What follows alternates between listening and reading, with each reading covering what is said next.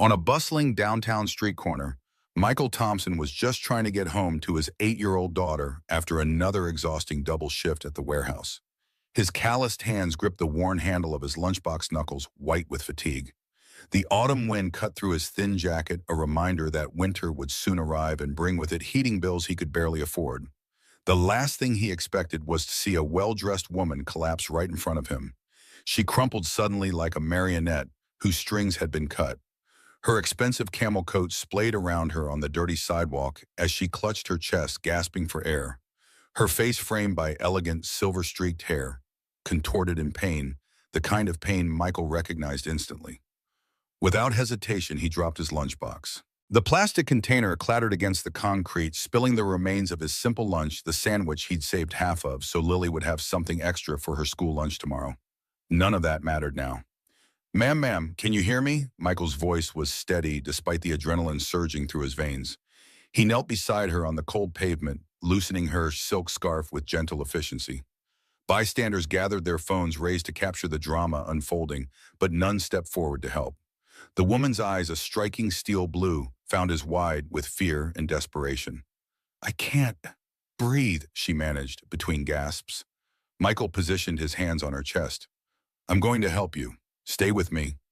As he performed CPR on the cold pavement, drawing curious stares from passing strangers, Michael had no idea he was saving the life of Olivia Sterling, one of the wealthiest women in America. He was simply doing what felt right, what his late wife would have wanted him to do.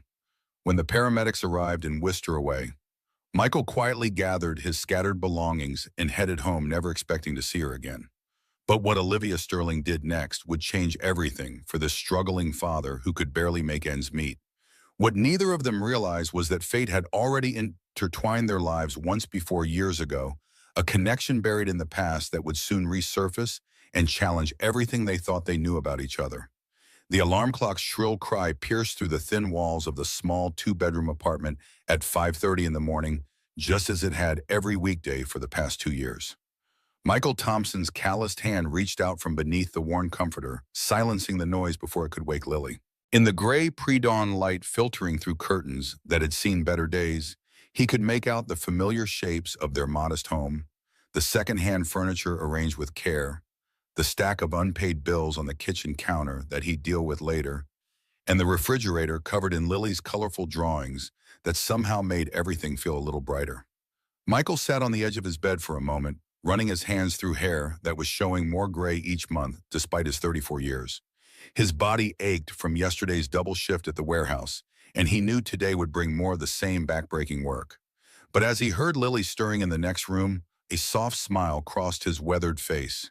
She was his reason for everything, his motivation to keep pushing forward when the weight of responsibility threatened to crush him.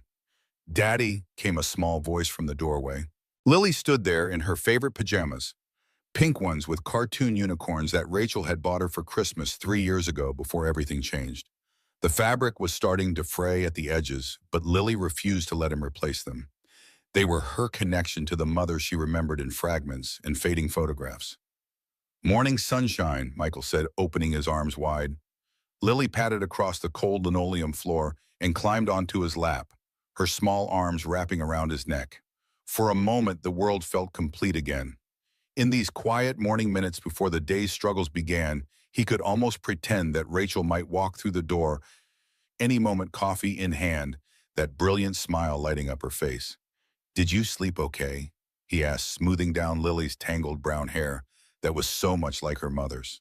"I dreamed about Mommy again," Lily said matter-of-factly, the way children do when discussing profound things that adults struggle to comprehend. "She was making pancakes, and she said to tell you not to worry so much." Michael felt his throat tighten. Even in death, Rachel was still taking care of them both. "That sounds like something she'd say." He managed kissing the top of Lily's head. "How about we make some breakfast, not pancakes, but I think we've got enough for scrambled eggs." Their morning routine unfolded with practiced efficiency, born of necessity. Michael prepared a simple breakfast while Lily got dressed for school, their conversation flowing easily despite the early hour. She chatted about her upcoming school project on community helpers, how her teacher, Mrs. Rodriguez, had complimented her reading, and whether they could afford to get a goldfish for her birthday next month. We'll see about the goldfish. Michael said the same response he gave to most of Lily's requests these days. It wasn't a no, but it wasn't a yes either. It was the careful answer of a parent who'd learned to navigate between hope and harsh reality. As they shared their eggs at the small kitchen table, the same table where Rachel had announced her pregnancy 8 years ago, where they'd celebrated Lily's first words, where they'd held each other and cried after the doctors delivered the news that would change everything, Michael watched his daughter's animated face and marveled at her resilience.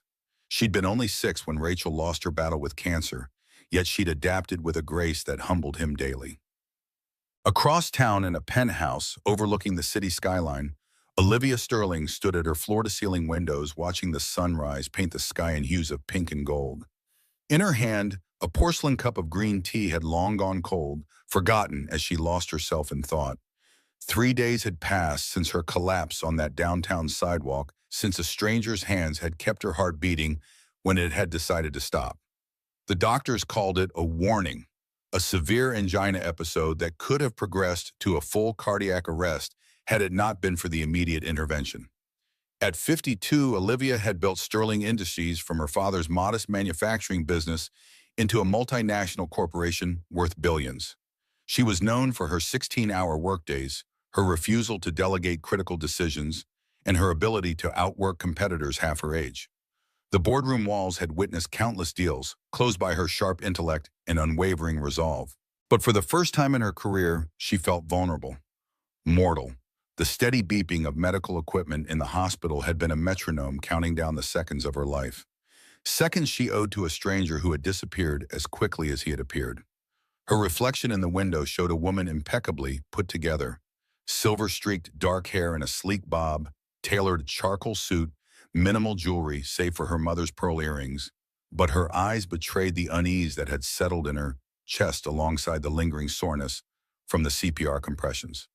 The penthouse with its minimalist design and museum-quality art suddenly felt cavernous and empty. 40 floors above the city, she was isolated from the world below, a world where strangers sometimes saved each other without expectation of reward. "Ms. Sterling," her assistant's voice came through the intercom. "Mr. Chen is here with the security team's report." Olivia pressed the response button. "Send them in." Richard Chen, her COO and closest business confidant for the past decade, entered with David Walsh, head of security. Both men carried the careful expressions of those bearing news they weren't sure how to deliver. "Olivia," Richard began, using her first name as he only did in private meetings. "We've identified him, the man who helped you." Her heart quickened. "Show me." David opened a folder containing surveillance images, traffic camera stills, and a comprehensive profile assembled with the efficiency that only corporate resources could command. "Michael Thompson, 34 years old, widowed, 1 daughter." David read, "Works at Morrison Warehouse on the East Side. Wife died of cancer 2 years ago. Financial records show he's struggling but has never missed a rent payment." Olivia studied the expanded photographs. Even in the grainy security footage, she could see the character in Michael's face, a kind of weathered handsomeness that came from hard work and harder times, but also a gentleness around his eyes that spoke of compassion. "He has a daughter," she asked, focusing on that detail. "Lily Thompson, 8 years old, honor roll student at Riverside Elementary." Something in Olivia's chest tightened. Not the dangerous tightness of another cardiac episode, but an emotional response she hadn't felt in years. Here was a man who'd saved her life while carrying burdens she could barely imagine, a widowed father working warehouse jobs to support his young daughter, yet he'd still stopped to help a stranger. "Riverside Elementary," she repeated the name, triggering something in her memory. "Where is that exactly?" "East Side, near the old textile district," Richard supplied. "Not the best neighborhood, but not the worst." Olivia moved to her desk and opened her laptop, typing rapidly. "My mother, she volunteered at a hospital on the East Side before she died. Something about this feels familiar." Richard and David exchanged glances, accustomed to Olivia's intuitive leaps, but unsure where this one was leading. After several minutes of searching through digitized family records, Olivia's breath caught. On the screen was a hospital volunteer roster from 7 years ago. They're highlighted in yellow: Eleanor Sterling, Oncology Ward, Memorial East. Memorial East. That's where his wife would have been treated, she whispered. My mother was volunteering in the cancer ward the same time Rachel Thompson was a patient there. The coincidence was too precise to ignore. Fate had connected them years before through the kindness of her mother and the suffering of his family. And now through his kindness, their paths had crossed again. I want to meet him, Olivia said firmly, closing her laptop. Arrange it. Today. Olivia, Richard cautioned, perhaps it would be better to send a representative a nice thank you note, maybe a gift. No. Her voice carried the authority that had built a business empire. This isn't about corporate gratitude or public relations. This is personal.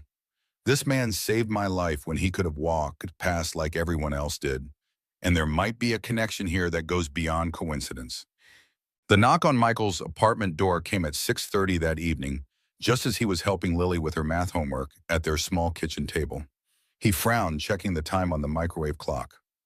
They weren't expecting anyone, and their elderly neighbor, Mrs. Rodriguez, usually called before stopping by. Stay here, sweetheart, he told Lily, rising from his chair with the caution of someone who'd learned that unexpected visitors rarely brought good news. Through the peephole, he saw a woman in an expensive-looking coat standing in the hallway. She appeared nervous, shifting her weight from one foot to the other, and Michael noticed she was holding what looked like a handwritten envelope. She didn't look like a bill collector or social worker, but her presence still made him uneasy. Can I help you? He asked through the door. Mr. Thompson, my name is Olivia Sterling. I believe you helped me on Tuesday afternoon downtown. I was hoping we could talk for a moment. Michael's brow furrowed in confusion. The name sounded vaguely familiar, but he couldn't place it immediately. Then the memory surfaced, the well-dressed woman who'd collapsed on the sidewalk, the heart attack, the paramedics. But how had she found his address? He opened the door, keeping the chain latched. I'm sorry, I don't understand. How did you find me?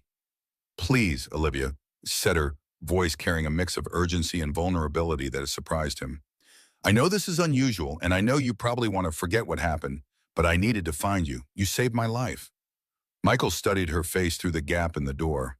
She looked healthier than she had lying on the sidewalk, but there was something in her eyes, a sincerity that convinced him she wasn't there to cause trouble. Still, he glanced back at Lily, who was watching from the kitchen table with curious 8-year-old eyes.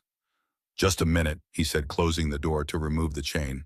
When he opened it again, Olivia Sterling stood before him with a grateful smile that transformed her entire face. Thank you for agreeing to see me, she said. I hope I'm not interrupting anything important. Just homework, Michael replied, still feeling off balance. Please come in, though I have to warn you, the place isn't much to look at. Olivia stepped into the small apartment, and Michael saw it suddenly through her eyes, the second-hand furniture arranged with care, but showing its age, the stack of bills on the counter. He hadn't had time to hide the careful organization that spoke of someone making the most of very little space. But what struck Olivia most were Lily's drawings covering the refrigerator, bright splashes of color that brought life to the modest kitchen. Daddy, who's the lady? Lily asked from her seat at the table, her math worksheet forgotten. This is Ms. Sterling, Michael said. She's the person I helped the other day. Lily's face brightened with understanding. The sick lady, are you feeling it better now? Olivia's heart melted at the genuine concern in the child's voice. Much better, thank you. And please call me Olivia. What's your name? Lily Thompson. I'm 8 years old and I'm in 3rd grade. Did my daddy really save your life? He absolutely did, Olivia said, settling into the chair Michael offered. Your father is a hero.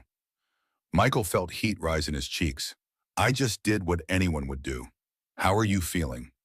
You looked pretty bad there for a while. I was bad there for a while, Olivia admitted. The doctor said if you hadn't acted so quickly, I might not have made it. She reached into her purse and withdrew the handwritten envelope.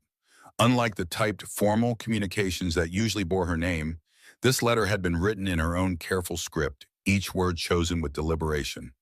This is for you, she said, offering the envelope to Michael. But before you open it, I want you to know that finding you has been one of the most important things I've ever done. Michael accepted the envelope with hesitation, his calloused fingers careful with the expensive paper. You really didn't need to go to all this trouble. I'm just glad you're okay. As he read the letter, Olivia watched his face, noting the way his eyes widened slightly, then narrowed with what looked like discomfort. When he finished, he carefully folded the letter and set it on the table. This is very generous, he said quietly, but I can't accept this. Olivia had anticipated this response. The letter contained a check for $50,000 money that could solve Michael's immediate financial problems and provide security for Lily's future. But she'd also learned enough about Michael Thompson to know that his pride might be as strong as his compassion. "Mr. Thompson, Michael, you saved my life. That's not something that can be repaid with words alone." "It can be repaid with words," Michael replied firmly. "Knowing you're okay. Knowing you took the time to find me and say thank you. That's enough. More than enough." Lily looked between the adults, sensing tension she didn't fully understand. "Daddy, what's in the letter?" "Nothing for you to worry about, sweetheart," Michael said, then turned back to Olivia.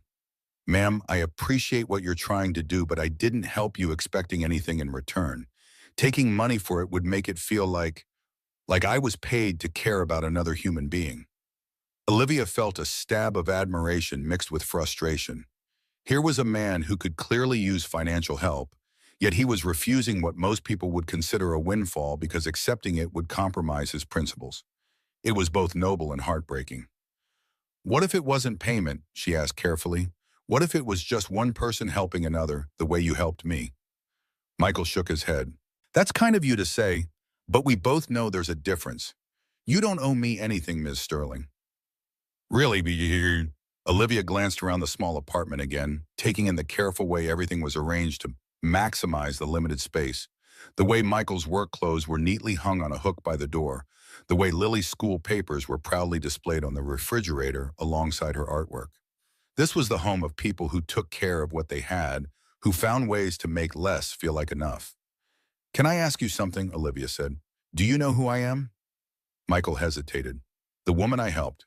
Beyond that, no. I'm the CEO of Sterling Industries." His expression remained unchanged. "I'm sorry I don't follow business news much." The humility in his response touched her. Most people would have immediately recognized her name, or at least pretended to. "There's something else," Olivia continued, her voice softening. "Something that might explain why I feel so connected to this situation. My mother, Eleanor Sterling, volunteered at Memorial East Hospital about 7 years ago, in the oncology ward." Michael went very still, his eyes suddenly sharp with focus. "Eleanor, the volunteer with the pearl earrings, who brought books to the patients." Olivia's hand instinctively went to her ear where she wore those same pearls. "Yes, that was my mother. She was kind to Rachel, my wife, during her treatments," Michael said, his voice rough with emotion. "She would read to her when I couldn't be there because of work. She even brought special treats for Lily when she visited." He swallowed hard. Your mother made some of Rachel's darkest days a little brighter." Lily looked up at the mention of her mother. "The lady with the cookies, I remember her." The coincidence stunned them both into momentary silence. The universe had connected them years ago through kindness and suffering, and now had brought them full circle through another act of kindness. "I had no idea," Michael said finally. "When did she—" "5 years ago," Olivia replied. "Heart failure, like what almost happened to me."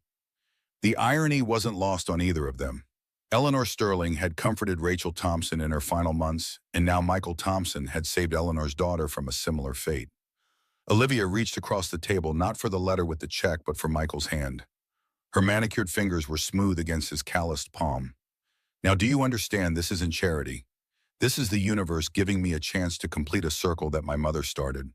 Please let me help you the way you helped me, the way my mother tried to help your family." Michael looked at his daughter, bent over her math problems, with the same concentration her mother had brought to everything she did.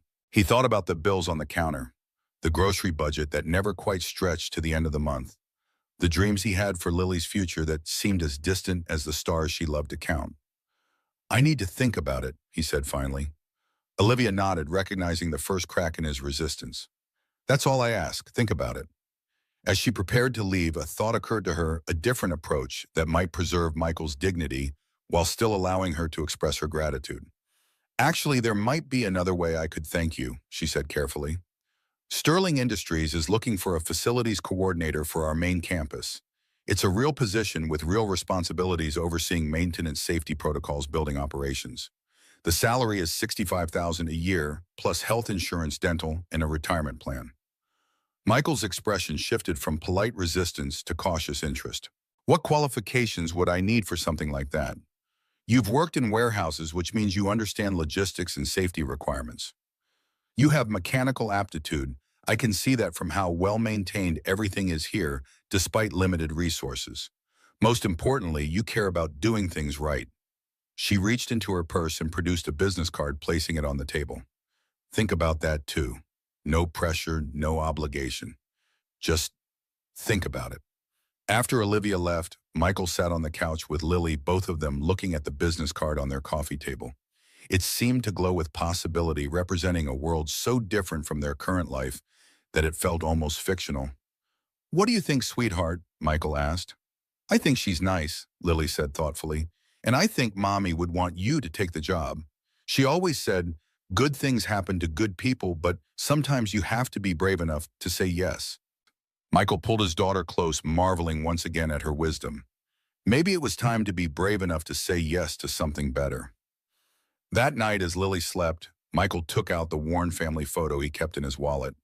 In it, Rachel cradled newborn Lily while Michael looked on with the stunned expression of a new father. Rachel's eyes sparkled with joy and mischief, her dark hair falling in waves around her shoulders. "What should I do, Rach?" he whispered to the photograph. "It feels like charity, but also like opportunity. Like the universe might be giving us a second chance." He could almost hear her practical, loving voice. "Take the chance, Michael. Not just for Lily, but for yourself too. You deserve good things." Olivia Sterling was not accustomed to waiting for answers. In the corporate world, her decisions were implemented immediately, her strategies executed without hesitation. But as days passed with no word from Michael Thompson, she found herself uncharacteristically anxious. "He'll call," Richard assured her during their morning briefing. "A job like that with those benefits, he'd be crazy not to." "You don't understand," Olivia replied, staring out at the city spread below her office windows. "This isn't about logic or economics for him. It's about pride, dignity. Things that don't pay the bills," Richard said pragmatically. "Things that define who we are." She countered, thinking of her own father's unyielding principles that had sometimes cost the company money, but had built a reputation for integrity that was worth far more in the long run. On the fourth day, as Olivia was reviewing the quarterly projections, her assistant buzzed through. "Miss Sterling, there's a Michael Thompson on line 2. Her heart jumped. "I'll take it." There was a moment of silence after she picked up, then Michael's voice steady but tentative. "Ms. Sterling, it's Michael Thompson." "Michael, thank you for calling. And please, it's Olivia." Another pause. "I've been thinking about your offer. The job, not the money." And she tried to keep the eagerness out of her voice. "I'd like to learn more about it if that's still an option." Relief flooded through her. "Absolutely. Can you come to the Sterling Industries building tomorrow morning? Say 9 a.m. I'll have HR prepare everything and I can show you around personally." "I'd need to take Lily to school first. Could we make it 9:30? The fact that he was putting his daughter's routine first, even when facing a potentially life-changing opportunity, only increased Olivia's respect for him. "9:30 is perfect. Just ask for me at the front desk." After they hung up, Olivia sat at her desk, staring at the phone. Something about this connection with Michael Thompson felt significant beyond the coincidence of their past associations. It felt like an opportunity to rediscover parts of herself that had been buried under balance sheets in boardroom battles, the parts that her mother had nurtured and that had slowly withered in the high-pressure environment she'd created for herself. The Sterling Industries corporate campus was a world away from the industrial district where Michael had spent the last 18 months. Glass towers reached toward the sky, surrounded by manicured gardens and fountains that probably cost more than his annual salary at the warehouse. As he walked through the lobby, his reflection in the polished marble floors reminded him that he was stepping into a universe where everything from the coffee machines to the elevator music spoke of wealth and success. He'd worn his only suit, the one from Rachel's funeral, slightly too loose now from the weight he'd lost in the years since, and had spent an hour the night before polishing his dress shoes to a mirror shine. Lily had helped making it a game, telling him he looked handsome as a prince when he tried it on. "Mr. Thompson," the receptionist smiled warmly, "Ms. Sterling is expecting you. 18th floor, the executive suite." The elevator whisked him upward, his stomach dropping slightly from the speed. When the doors opened, Olivia herself was waiting, not an assistant or HR representative.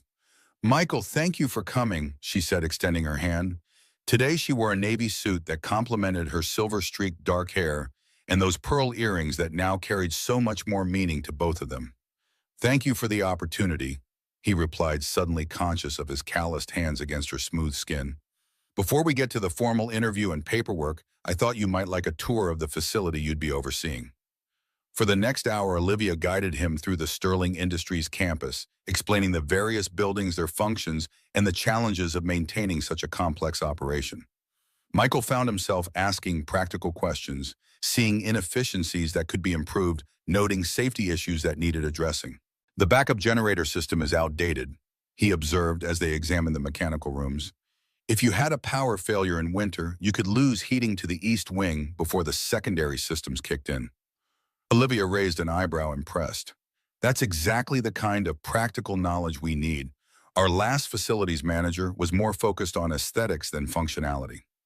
As they walked, Michael noticed something unexpected. Employees greeted Olivia with genuine warmth, not just the deference expected for a CEO. She knew many by name, asked after family members, remembered details of conversations from weeks before. This wasn't the cold corporate executive he had expected, but someone who, despite her wealth and power, valued human connection. Their tour ended in a part of the campus Michael hadn't expected to see: a large, bright building set apart from the corporate offices. "This is our on-site childcare center," Olivia explained, leading him inside. The facility was impressive, spacious playrooms, a reading corner filled with books, an outdoor playground visible through large windows. Children of various ages were engaged in activities under the supervision of attentive staff. "All employees have access to this," Michael asked, thinking of how much easier his life would be if Lily could come to work with him instead of juggling after-school programs and neighbors' help. "Yes, from entry-level to executives. My father believed that supporting families was good business. Happy parents make productive employees." Olivia watched his face carefully. "Lily would be welcome here after school. The center runs until 6 p.m. and they provide homework help, activities, even dinner if needed." Michael's throat tightened with emotion he couldn't express. This single benefit would transform their daily lives in ways Olivia couldn't possibly understand. No more racing to pick Lily up. No more begging favors from Mrs. Rodriguez. No more guilt about leaving his daughter with strangers while he worked late shifts. "I don't know what to say," he managed finally. "Say you'll consider the position," Olivia replied. "The HR director is waiting to discuss the details with you." The meeting with HR was straightforward. The job was legitimate, the salary and benefits as Olivia had described. Michael would be responsible for the maintenance and safety of the entire Sterling campus, managing a team of technicians, coordinating with contractors, and ensuring that the physical infrastructure supported the company's operations. "When would you need an answer?" Michael asked as the meeting concluded. "We'd like to fill the position within 2 weeks," the HR director said, "but Ms. Sterling indicated that she's willing to hold it for you if you need time to consider." Back in Olivia's office, with its panoramic views of the city, Michael struggled to process everything he'd seen and heard. The opportunity was beyond anything he could have imagined. A salary that would eliminate their financial struggles, benefits that would provide security for Lily, a work environment that seemed to value the very principles he tried to live by. But something still held him back, a nagging sense that this was charity disguised as opportunity, that he was being given something he hadn't earned. "You're still hesitating," Olivia observed, sitting across from him in a comfortable seating area rather than behind her imposing desk. "It seems too good to be true," Michael admitted. "Why me?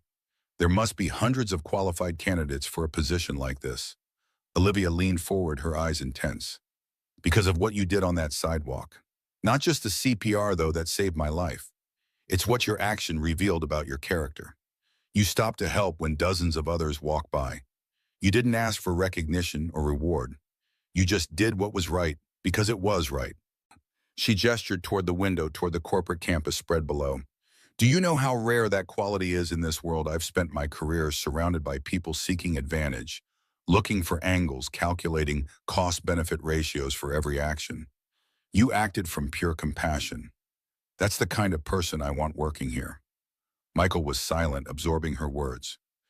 Put that way, it didn't sound like charity, but like recognition of something valuable he possessed, something that couldn't be measured in degrees or certifications, but was perhaps more important. There's more, Olivia continued, her voice softening. When I learned about my mother's connection to your family, it felt like the universe was sending a message. Eleanor Sterling spent her life trying to make the world better for others. In her memory, I want to do the same. Not as charity, but as continuation of her legacy. The mention of Eleanor, the kind volunteer who had brightened Rachel's darkest days, broke through Michael's final resistance. If their roles were reversed, if he had the means to help the child of someone who had comforted Lily during a crisis, wouldn't he do the same? I need to talk to Lily, he said finally. This would change her life too. Of course. Olivia smiled, recognizing that the tide had turned. Family comes first. Always.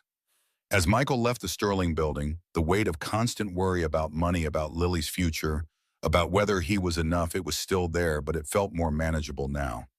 Olivia Sterling had offered them a chance at something better, and his pride shouldn't be allowed to stand in the way of Lily's opportunities. What he didn't know as he headed home to discuss this new possibility with his daughter was that fate wasn't finished weaving its complex pattern around their lives. The connection between the Thompsons and the Sterlings went deeper than either of them yet realized, a truth buried in corporate archives that would soon emerge to test their newfound relationship in ways neither could imagine. That evening, as Lily excitedly made a list of reasons Daddy should take the new job, Olivia sat in her office long after the building had emptied, looking at an old photograph of her mother volunteering at Memorial East. Eleanor's kindness had formed the first thread connecting their families. Michael's compassion had strengthened that bond. But what would happen when the third thread, the one hidden in her father's private files, came to light? Olivia closed the folder containing the hospital volunteer records and turned instead to a dusty box she'd retrieved from the company's archives. Records from the Sterling Industries expansion 15 years ago, when her father had made the controversial decision to close several smaller factories, including one in the very neighborhood where Michael now lived. She hadn't made the connection until HR ran a more detailed background check on Michael. His father had worked at that factory for 20 years before the closure forced him into early retirement. The financial strain had contributed to his death from a heart attack just 2 years later. In essence, the Sterling family had played a role in the hardships the Thompsons had endured even before Rachel's illness. What am I going to do with this? Olivia whispered to the empty office, the weight of this revelation pressing against her chest like the beginnings of another cardiac episode. To tell Michael might destroy the fragile trust they were building. To keep it secret felt like a betrayal of that same trust. Outside her window, the city lights twinkled like stars, indifferent to the moral dilemma unfolding in the glass tower above them. Somewhere out there, Michael and Lily were planning for a brighter future, a future Olivia had offered them, partly to repay a debt she hadn't even known existed. The universe had a strange sense of humor bringing them together this way. But was it offering redemption or setting the stage for an even more painful collision of past and present? Tomorrow, Michael would accept the job offer. Tomorrow, they would begin working together. Tomorrow, the next chapter of their intertwined story would begin. And somewhere in the shadows, watching this unexpected alliance with growing concern, were those who saw Olivia's sudden interest in a warehouse worker as a sign of weakness, a vulnerability to be exploited in their long-planned takeover of Sterling Industries. The pieces were all in motion now, moving toward a confrontation none of them could foresee. Michael's first day at Sterling Industries began with a sunrise that painted the sky in hues of promise. He stood before the bathroom mirror, adjusting his tie, a new one Lily had insisted on buying, with her saved allowance money. "You can't wear the sad tie to your new job," she declared with 8-year-old certainty. "You need a happy tie." The happy tie was blue with small yellow stars, chosen because stars give wishes, and I wish for you to be happy at work, Daddy. Now, as his fingers fumbled with the unfamiliar pattern, Michael's throat tightened with emotion. This new beginning wasn't just for him, it was for both of them. "Daddy, we're going to be late," Lily called from the kitchen, where she was carefully packing his lunch in her Disney princess lunchbox, insisting it would bring him luck. "Coming, sweetheart," he replied, giving himself one last look. The man in the mirror was the same weathered face, same kind eyes, but something had changed. There was a straightness to his shoulders that hadn't been there before, a lightness in his chest where worry had made its home for so long. "Hope, That was the difference. For the first time in 2 years, Michael Thompson was allowing himself to hope.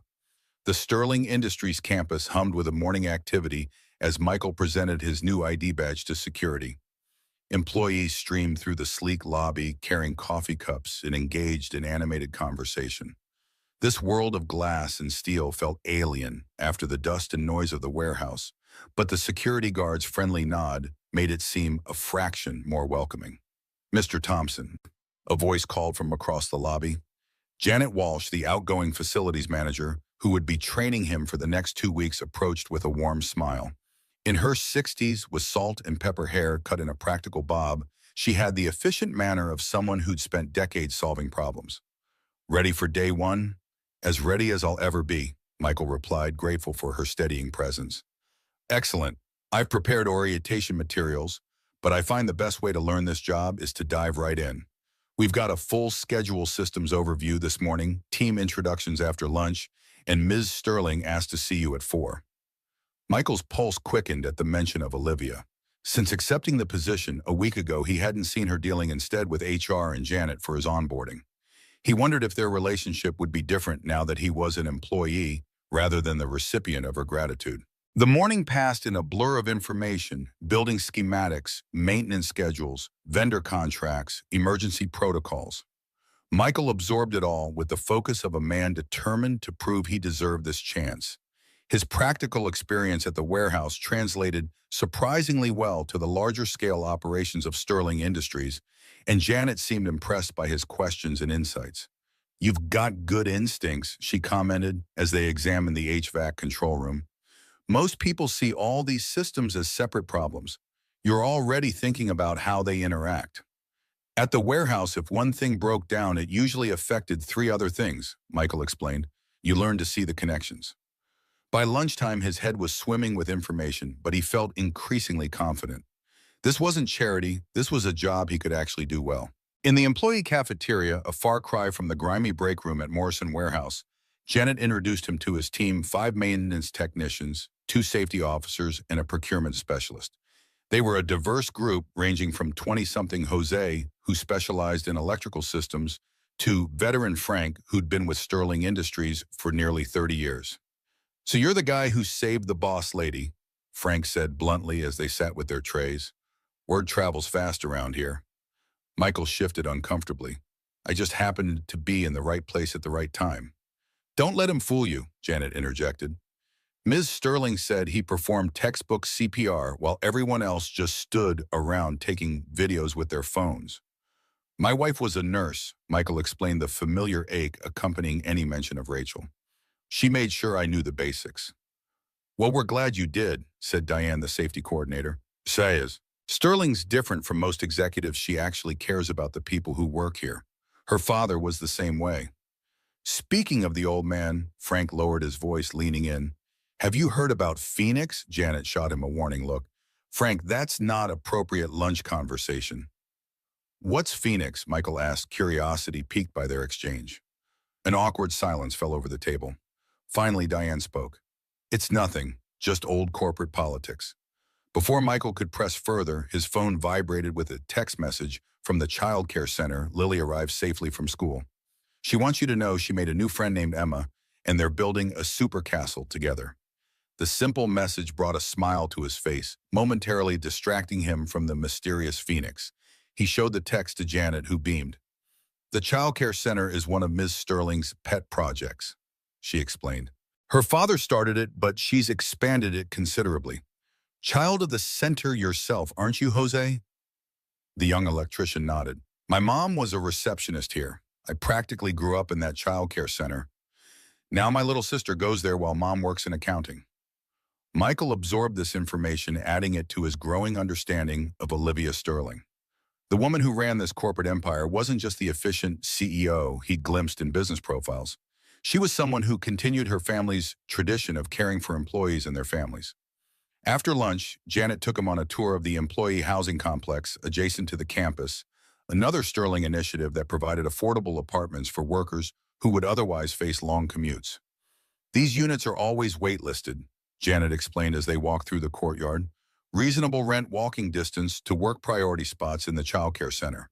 For a single parent or a young family, it's a godsend. Michael studied the modest but well-maintained buildings with growing interest. His current apartment was a 45-minute bus ride from Sterling Industries, and the idea of Lily being able to walk to the childcare center from their home was appealing. But he was getting ahead of himself. He'd only just started the job. "Does everyone who works here live in company housing?" he asked. "No, maybe 15% of employees. It started as a program for entry-level workers who couldn't afford the rents closer to downtown, but it's expanded over the years." Janet checked her watch. "We should head back. Ms. Sterling will be expecting you soon." As they walked back toward the main building, Michael noticed a sleek black car pulling up to the executive entrance. Three men in expensive suits emerged, their expressions serious as they strode into the building like they owned it. "Who are they?" he asked Janet. Her face tightened. "Apex Capital representatives. They've been sniffing around Sterling Industries for months looking for weaknesses." She lowered her voice. "Between us, they're vultures. They buy companies, strip them for parts, and lay off half the workforce. Everything the Sterlings built, the child care center, employee housing profit sharing, would be gone in a heartbeat if they got control." Michael felt a chill at her words.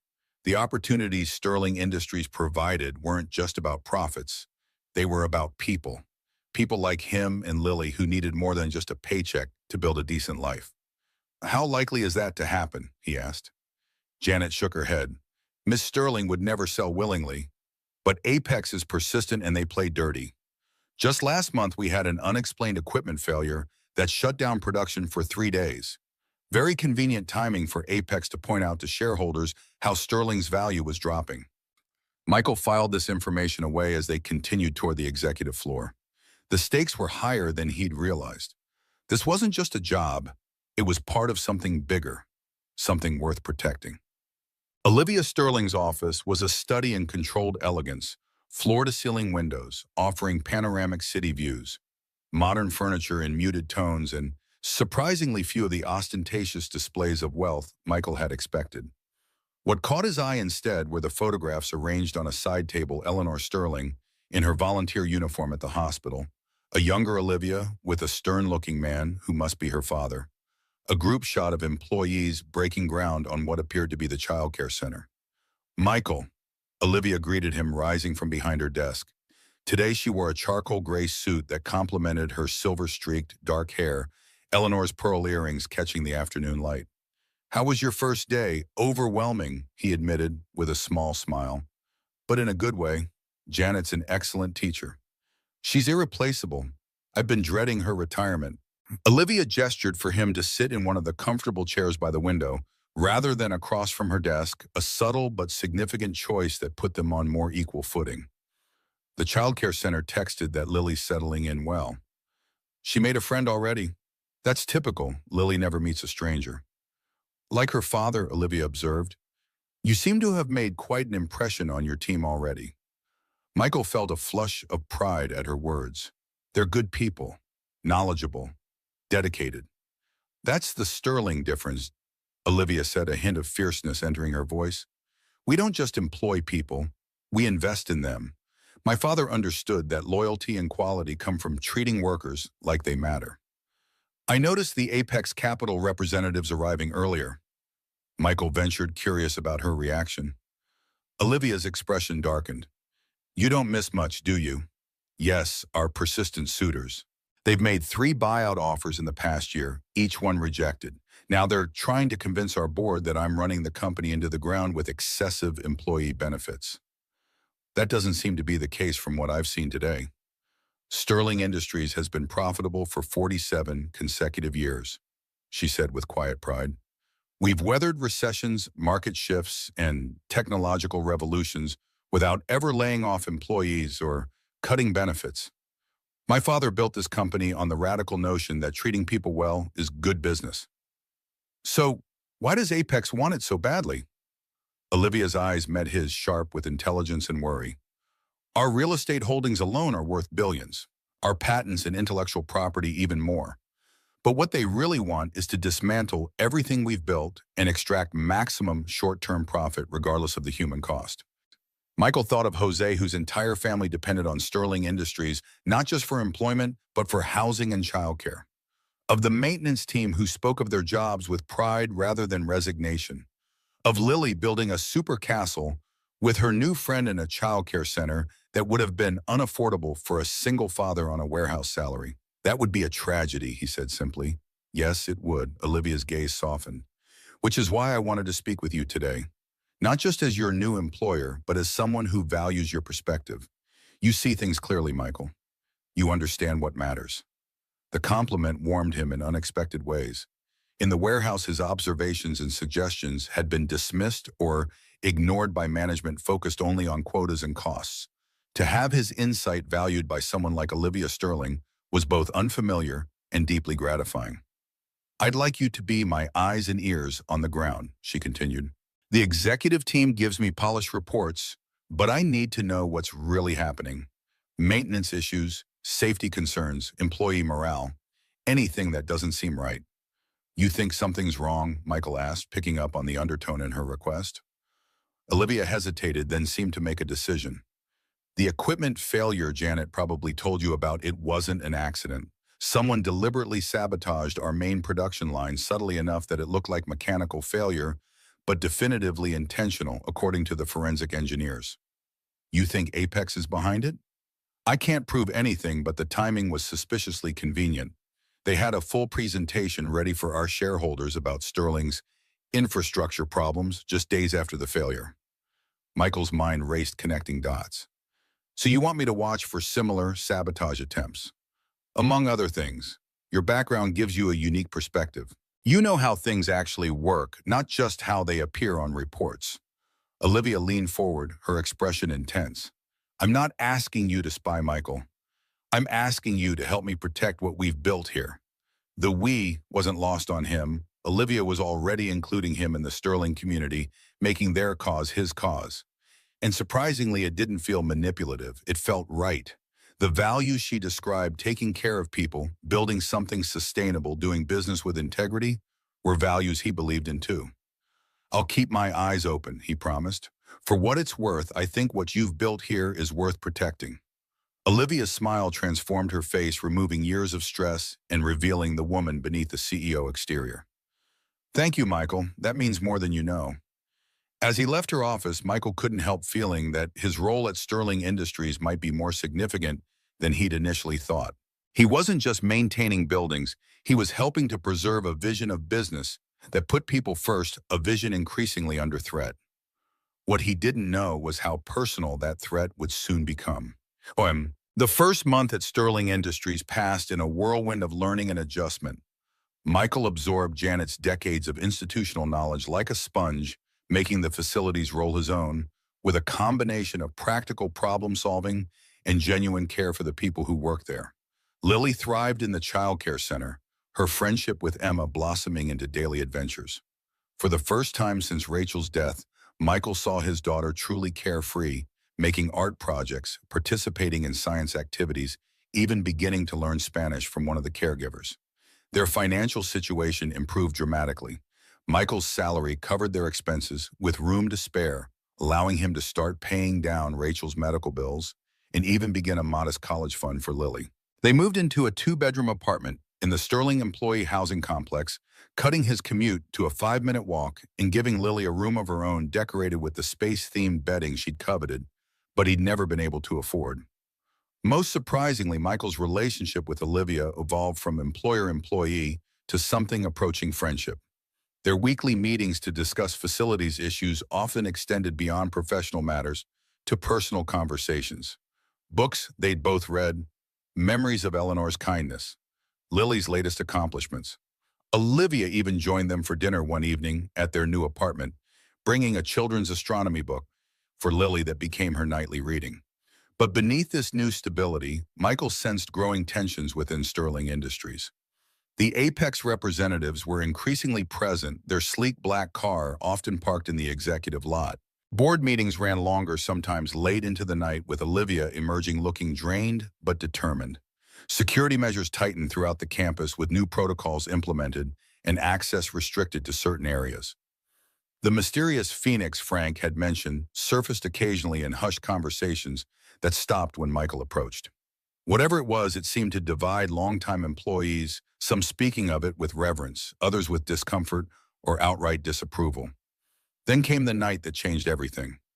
Michael was working late reviewing contractor bids for the HVAC upgrades Olivia had approved. The offices were mostly empty, the maintenance staff reduced to a skeleton crew for the overnight shift. His phone buzzed with a text from Mrs. Rodriguez, who was watching Lily for the evening. Lily's fine had dinner now watching a movie. Take your time. Relieved, he returned to the complex spreadsheets, comparing vendor qualifications and pricing. The knock on his office door startled him. "Sorry to disturb you," said Jose, the young electrician. His usually cheerful face was tight with worry. "But I found something you should see." "What is it?" Michael asked, immediately alert to the tension in Jose's voice. "It's easier if I show you, in the main production facility." Michael followed Jose through the deserted corridors and across the campus to the manufacturing building that formed the heart of Sterling's operations. The massive space normally bustling with the activity was eerily quiet after hours, the machinery silhouetted like sleeping giants in the dim emergency lighting. Jose led him to an electrical panel near the main assembly line. "I was doing routine maintenance and noticed this." He pointed to a small device attached to the interior wiring, nearly invisible unless you knew where to look. "It's not standard equipment." Michael leaned closer, examining the device without touching it. "Some kind of timer." "I think so, connected to the control systems for the cooling units." Jose's voice dropped lower. "If those fail while the assembly line is running at capacity, overheating, shutdown, possible fire." Michael finished the thought, a chill running down his spine. This wasn't a subtle sabotage like the previous incident. This was potentially catastrophic. "When did you check this panel last?" 3 days ago. It wasn't there then." "You're sure?" Jose nodded, his expression grave. "I have a photographic memory for electrical systems." "That's new."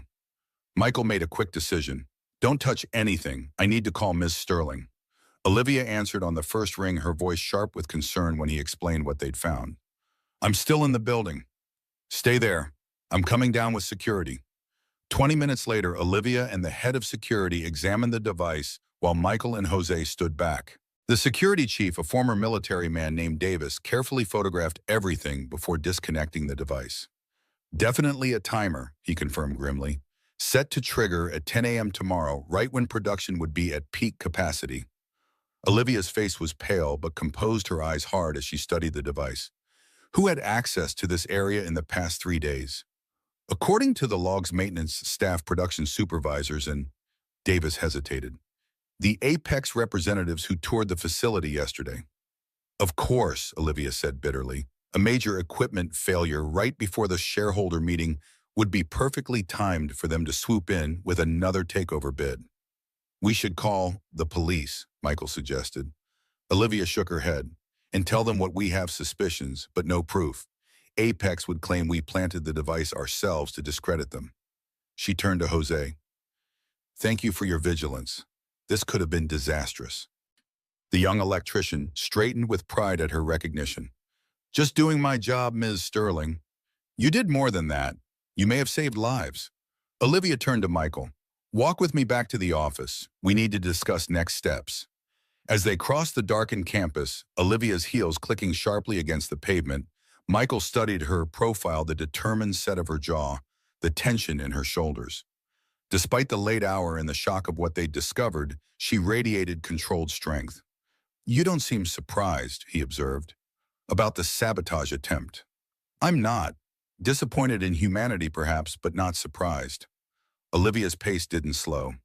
"This is how Apex operates. They create problems, then present themselves as the solution. 3 companies in our sector have fallen to them using similar tactics. But this goes beyond corporate tactics. This could have hurt people. That's a cost they're willing to accept." The bitterness in her voice was palpable.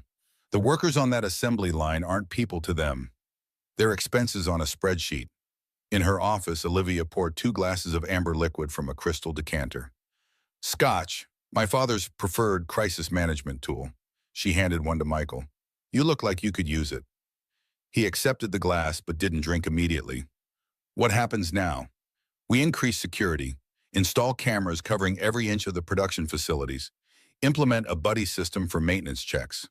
Olivia took a sip of her scotch, the liquid catching the light as she swirled it. And we accelerate Phoenix.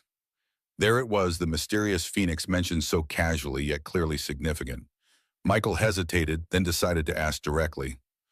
What exactly is Phoenix? Olivia studied him for a long moment, as if weighing something in her mind. Then she set down her glass and moved to a painting on the wall, an abstract rendering of flames in vibrant oranges and reds. She swung the painting away from the wall, revealing a safe.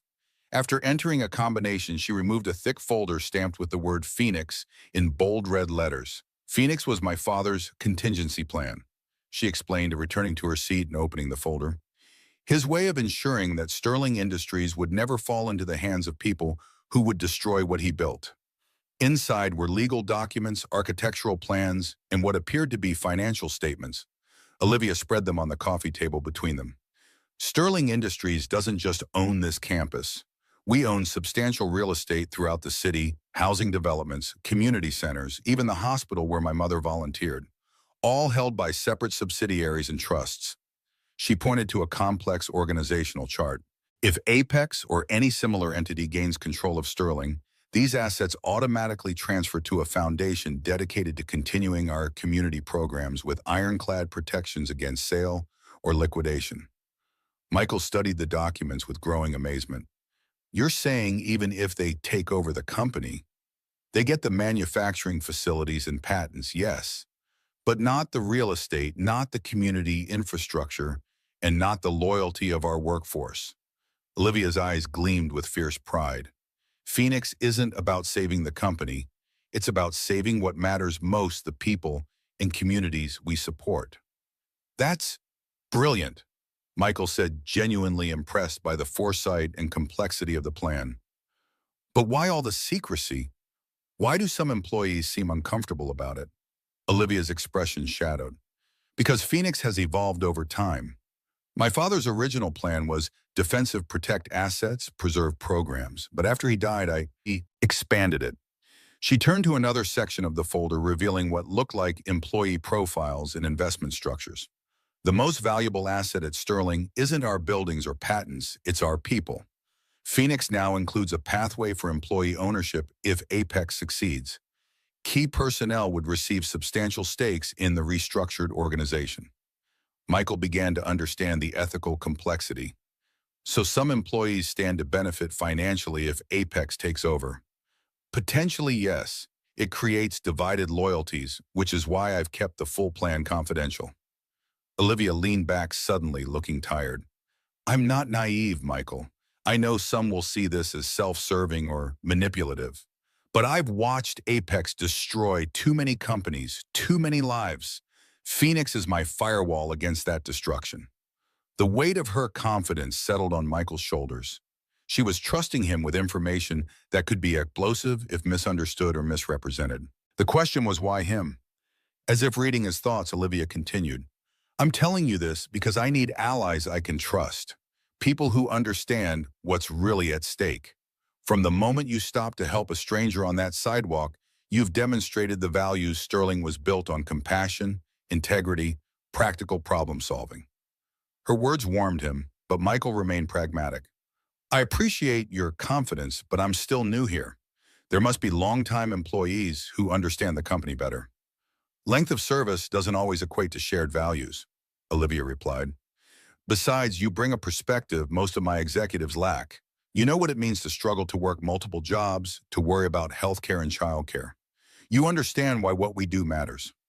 Put that way, it made sense. Michael had lived the reality that Sterling's policies were designed to address. He'd experienced firsthand how access to affordable housing, quality childcare, and decent healthcare could transform a family's life. What do you need from me? He asked. For now, just awareness. Keep your eyes open. Report anything unusual directly to me. Olivia began returning the documents to the folder. And there's one more thing, something personal I'd like your help with. Of course. My doctor has ordered a series of cardiac stress tests next week. Apparently, surviving one heart attack makes them nervous about a second. She attempted a smile that didn't reach her eyes. I'd appreciate if you could accompany me. The medical jargon can be overwhelming, and I trust your judgment. The request surprised him. This wasn't a business matter, but something deeply personal, a vulnerability she was choosing to share with him. I'd be honored, he said simply. Rachel went through so many tests. I got pretty good at translating doctor speak. Thank you, Michael. The gratitude in her voice was genuine. It's been a long time since I've had someone I could rely on this way. As he left her office, Michael's mind whirled with everything he'd learned. The sabotage attempt, Phoenix, Olivia's trust in him. It was a lot to process, especially for someone who just weeks ago had been anonymously stacking boxes in a warehouse. What troubled him most was the deliberate targeting of Sterling Industries by people who saw its employee-centric model as wasteful rather than valuable. The world already had enough companies that treated workers as disposable resources. Places like Sterling, which recognized the humanity of their employees, were rare and precious. Little did he know that the greatest threat to his newfound stability wasn't Apex Capital, but a secret buried in Sterling's past, a secret directly connected to his own family's suffering. 3 days later, Michael accompanied Olivia to her cardiac tests at Memorial East Hospital, the same hospital where Rachel had received her cancer treatments, where Eleanor Sterling had volunteered, where their family's paths had first crossed years before. Walking through those familiar corridors brought a flood of memories. Rachel's courage as her body betrayed her, Lily's small hand clutching his as they visited Mommy, the crushing weight of helplessness as he watched his wife's strength fade day by day. But there were gentler memories too. Eleanor Sterling bringing books and comfort to Rachel during treatments. The compassionate nurses who explained procedures in terms they could understand. The child life specialist who helped Lily process what was happening through art and play. Are you okay? Olivia asked as they waited in the cardiology department. Being back here must be difficult. It's strange, Michael admitted. Like walking through a dream where everything is familiar but slightly off. Rachel was in oncology, not cardiology, but the smells, the sounds, they're the same. Olivia touched his arm lightly, her fingers warm against his sleeve. We can find another hospital if this is too much. No, it's actually important somehow. Full circle. He managed a small smile. Besides, this is where your mother volunteered. It feels right. The tests themselves were straightforward EKG echocardiogram stress test. Michael sat nearby throughout, asking clarifying questions when medical terminology became too dense, taking notes on the doctor's recommendations. Olivia, usually so commanding in her corporate environment, seemed smaller somehow in the hospital gown, more vulnerable. Dr. Williams, the cardiologist, was cautiously optimistic. The damage from your first episode appears to be healing well, Ms. Sterling. However, your stress levels remain concerning, and there's a family history we need to consider. My father died of a heart attack, Olivia acknowledged, and my mother had congestive heart failure. Exactly, which means lifestyle modifications aren't optional for you, they're essential. Dr. Williams looked pointedly at Michael. She needs regular exercise, a heart-healthy diet, and most importantly, stress management. Corporate empires don't run themselves, I understand, but they're not worth dying for. I'll make sure she follows your recommendations, Michael promised, ignoring Olivia's raised eyebrow at his presumption. As they left the hospital, Olivia was uncharacteristically quiet. They walked to the parking garage where her driver waited, the late afternoon sun casting long shadows across the pavement. Thank you for coming with me, she said finally. It was easier having someone there. That's what friends do, Michael replied, the word friends feeling both right and somehow insufficient for the complex relationship they'd developed. Olivia's smile was soft, genuine, in a way her professional smiles rarely were. Friends, yes, I suppose we are. The moment lingered between them, charged with unspoken possibilities. Then Olivia glanced at her watch, the CEO persona sliding back into place. I should get back to the office. The board meeting is tomorrow and I need to prepare. Don't stay too late, Michael reminded her. Doctor's orders. Yes, sir. She mock saluted, then surprised him by adding, why don't you and Lily come for dinner this weekend? I have a house with a ridiculously large kitchen that I rarely use. It would be nice to have company. The invitation felt significant, a crossing of boundaries from professional to personal. We'd like that, Michael said, aware of a warmth spreading through his chest that had nothing to do with the afternoon sun. As Olivia's car pulled away, Michael decided to walk back to Sterling Industries rather than calling a cab. He needed the time to think, to process the evolving complexity of his feelings for this remarkable woman who had entered his life so unexpectedly. He was so lost in thought that he almost missed the black sedan parked half a block from the hospital entrance, the same model the Apex representatives used. As he watched a familiar figure emerge from the hospital and approach the car, Richard Chen, Olivia's COO, supposedly in meetings at Sterling all afternoon. Chen spoke briefly with someone inside the vehicle, then handed over what looked like a folder before walking briskly toward the parking garage. The sedan pulled away, but not before Michael glimpsed the driver, one of the Apex executives he'd seen touring the facility before the sabotage attempt. Cold realization washed over him. Chen, Olivia's trusted second-in-command, was passing information to Apex. But what information, and why meet at the hospital of all places? Michael pulled out his phone to call Olivia, then hesitated. This was something he needed to verify before making accusations against her longtime colleague. Instead, he changed direction, heading for the hospital's administrative offices. If Chen had accessed any records, there would be a digital trail. Using his connection to Olivia and some carefully phrased questions about Eleanor Sterling's volunteer history, Michael managed to speak with the hospital's records administrator, a woman named Patricia, who remembered Eleanor fondly. Such a compassionate soul, Patricia reminisced. She specifically requested the oncology ward, said those patients needed the most encouragement. Did she ever mention a particular patient, Rachel Thompson? Michael asked the question, causing a familiar tightness in his throat. Patricia's brow furrowed. I couldn't say specifically. Patient confidentiality, you understand. But I know Eleanor formed several special bonds with families facing terminal diagnoses. The reason I ask, Michael continued carefully, is that Ms. Sterling and I are trying to piece together how our families' paths crossed. Any records from that time would be helpful.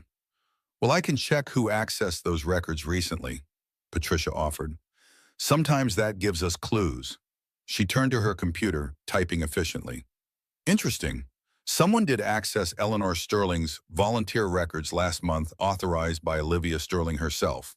And again, today, actually. Michael's pulse quickened. Today? Who accessed them today? Let's see, a Mr. Chen with authorization from the Sterling Industries legal department. So that was it. Chen was investigating the connection between the Sterlings and Thompsons. But why and what did it have to do with Apex's takeover attempt? One more question, Michael said, a hunch forming. Does your system show what other records Mr. Chen accessed today? Patricia hesitated, clearly weighing professional ethics against her desire to help Eleanor Sterling's daughter. I shouldn't really. It could be important to protecting Ms. Sterling's interests, Michael pressed. She's facing some corporate challenges right now. That seemed to decide her. Patricia typed a few more commands, then frowned at her screen. That's odd. He requested records from the hospital's property management division, specifically the sale of the East Wing land to Sterling Holdings 15 years ago. The East Wing land. Something clicked in Michael's memory, his father complaining about the factory closure, saying the company had sold out to some developer connected to the hospital. He'd been too consumed with Rachel's diagnosis to pay much attention at the time, but now... Thank you, Patricia. You've been incredibly helpful. Outside the hospital, Michael pulled out his phone again, this time not to call Olivia, but to search for news archives from 15 years ago. The results made his blood run cold. Sterling acquisitions, purchases of land, hospital adjacent, land for manufacturing expansion. East Side factory closures affect hundreds of workers. Community protests as Sterling Industries replaces union jobs with automated facility. The dates aligned perfectly with his father's job loss, the financial strain that had contributed to his fatal heart attack 2 years later. And there, in a photo accompanying one of the articles, was William Sterling, Olivia's father, cutting a ribbon at the new facility built where his father's factory had once stood. The revelation hit Michael like a physical blow. The Sterling family, the same family. He now worked for the same family whose matriarch had comforted his dying wife, the same family whose daughter he was developing feelings for had been directly responsible for his father's suffering. Had Olivia known all along? Was her interest in him, the job offer, the friendship, perhaps even the hint of something more born of guilt rather than genuine connection? Was he a charity case, a way for her to atone for her father's business decisions? The thought made him physically ill. And now Chen was digging into this history, presumably to use it as leverage for Apex. If they revealed that Olivia had hired the son of a worker, displaced by her father's cutthroat business tactics, perhaps out of guilt or manipulation, it would undermine her credibility with the board, with employees, with the community that trusted her to be different from typical corporate executives. Michael stood outside the hospital, the weight of this revelation pressing on his chest until he could barely breathe. Everything he'd begun to build at Sterling Industries, the security for Lily, the friendship with Olivia, the sense of purpose and belonging, suddenly felt built on shifting sand. His phone buzzed with a text from Olivia. Made it back to the office. Thank you again for today. Looking forward to dinner this weekend. He stared at the message, unable to formulate a response. How could he face her now, knowing what her family had done to his? How could he maintain his growing feelings for her when they might be based on a foundation of guilt and manipulation rather than genuine connection? And yet, the Olivia Sterling he'd come to know over these past weeks didn't seem capable of such calculated deception. Her vulnerability during the medical tests, her passion for protecting Sterling employees from Apex's predatory tactics, her gentle interactions with Lily, those couldn't all be an act, could they? As the sun set over the city, casting long shadows across the hospital parking lot, Michael Thompson found himself at a crossroads. To confront Olivia with what he'd discovered would risk everything they'd built.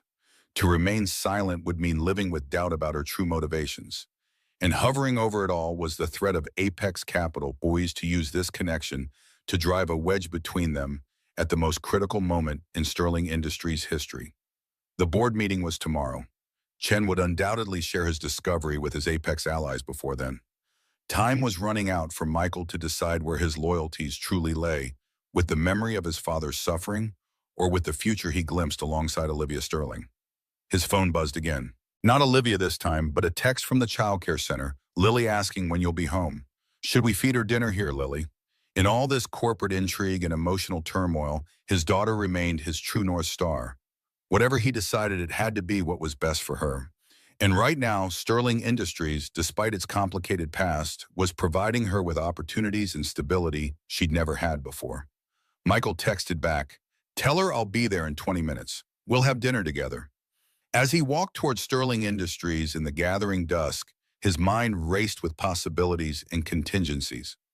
One thing was certain: tomorrow would bring a confrontation that would determine not just his future with the company, but the nature of his relationship with Olivia Sterling. The past and present were about to collide in ways none of them could fully anticipate. And somewhere in the shadows, Apex Capital waited ready to exploit their pain for profit. The Sterling Industries boardroom exuded power and permanence. Mahogany walls rose to a coffered ceiling, and floor-to-ceiling windows offered a commanding view of the city skyline. The massive table, a single slab of burnished walnut that had been part of the company since its founding, dominated the space, its surface reflecting the morning light like still water. Michael stood in the doorway early for the emergency facilities briefing Olivia had requested before the full board meeting.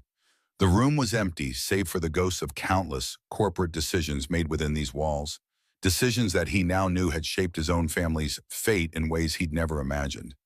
He hadn't slept. After picking up Lily from the childcare center, he'd maintained a facade of normalcy through dinner and bedtime stories. But once she was asleep, he'd spent hours researching the factory closure that had devastated his father 15 years ago. The more he discovered, the more complex the picture became. William Sterling's decision to close the aging factory had indeed eliminated hundreds of union jobs, including his father's. But the articles also revealed that Sterling had offered relocation packages, retraining programs, and early retirement options more generous than industry standards. Many workers had transitioned to the new automated facility, though at lower wages and without union protection. It wasn't a simple story of corporate villainy. It was business pragmatic, profit-driven, but not deliberately cruel. The question remained, had Olivia known who he was when she offered him the job?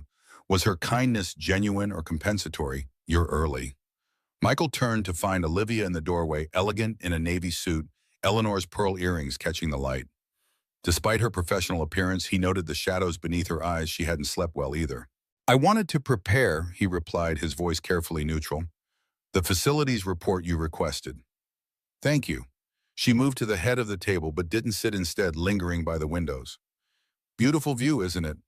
My father used to say we put the boardroom on the top floor to remind us to take the long view to see beyond quarterly profits to the horizon. Michael joined her at the window, maintaining a careful distance. From this height, the city spread below them like a living map, including, he noted with a pang, the Eastern District where his father's factory had once stood. I've always found honesty is the best policy when facing difficult conversations, he said, finally turning to face her directly. So I'll be direct. Did you know who I was when you offered me this job? Did you know my father worked at the factory your father closed? Olivia's sharp intake of breath confirmed what he'd feared. This wasn't news to her. Her eyes, usually so confident, now held a mixture of regret and apprehension. Not at first, she said quietly. When you saved me on the sidewalk, you were just a good Samaritan. It was only after I asked security to find you when they compiled your background. She faltered, then squared her shoulders. Yes, I discovered the connection before offering you the job.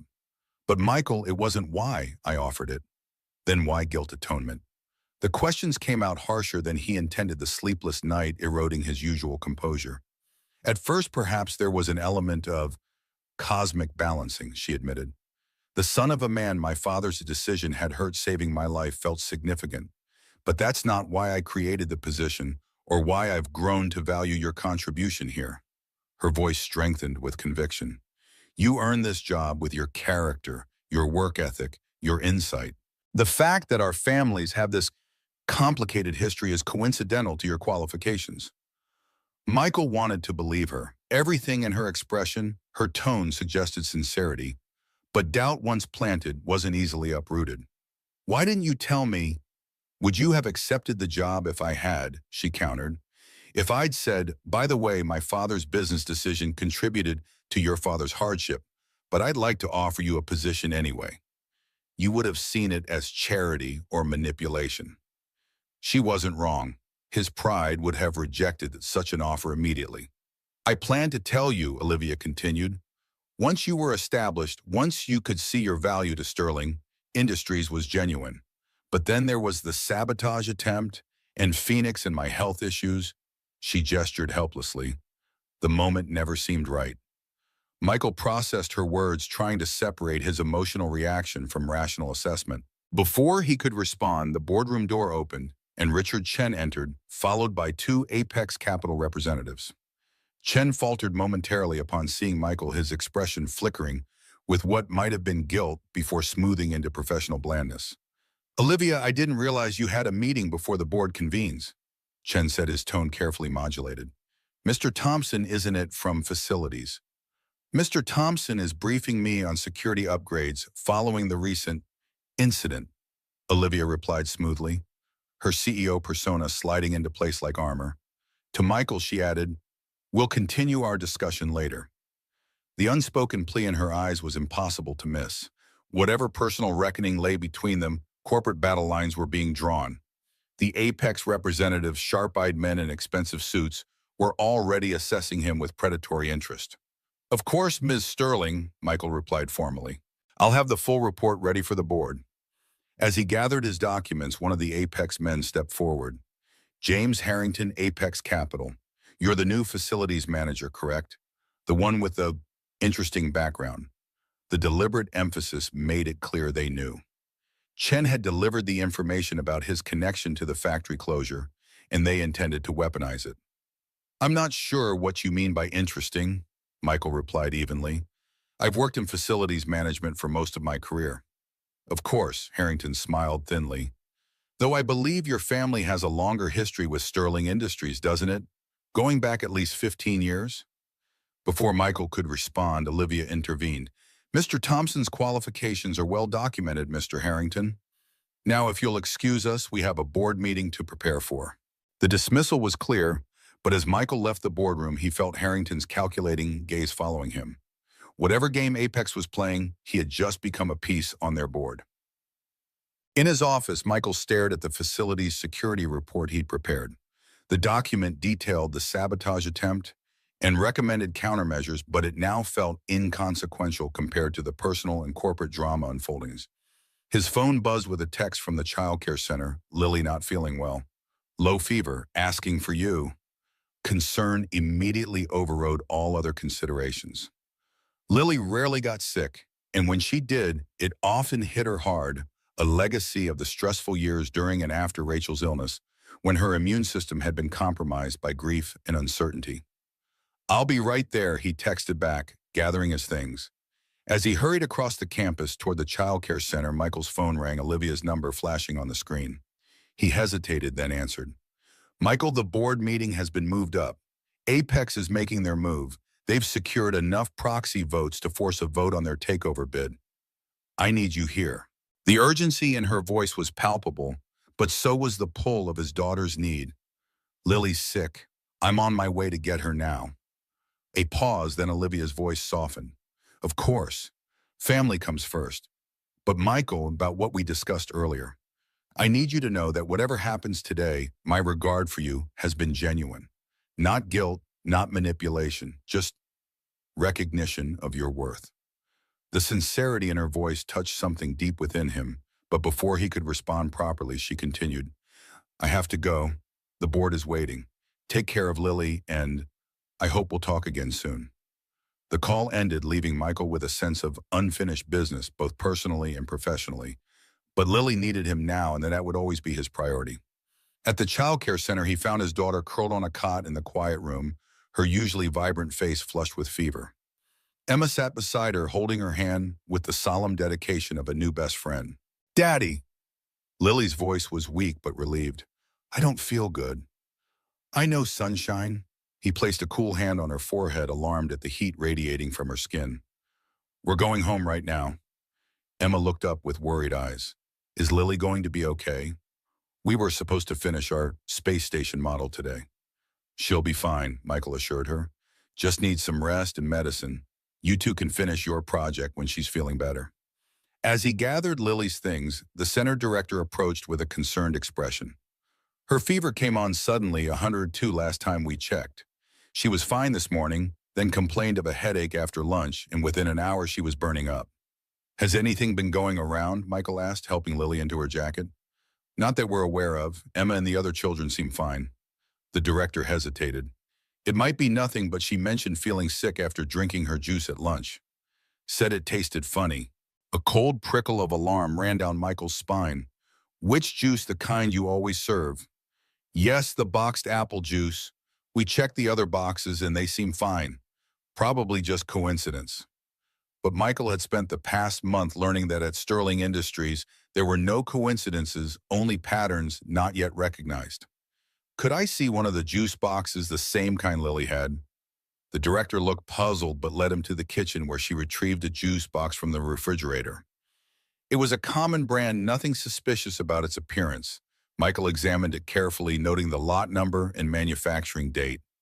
"Do you mind if I take this? I'd like to check something." "Of course, though, I'm sure it's as fine. We serve these every day."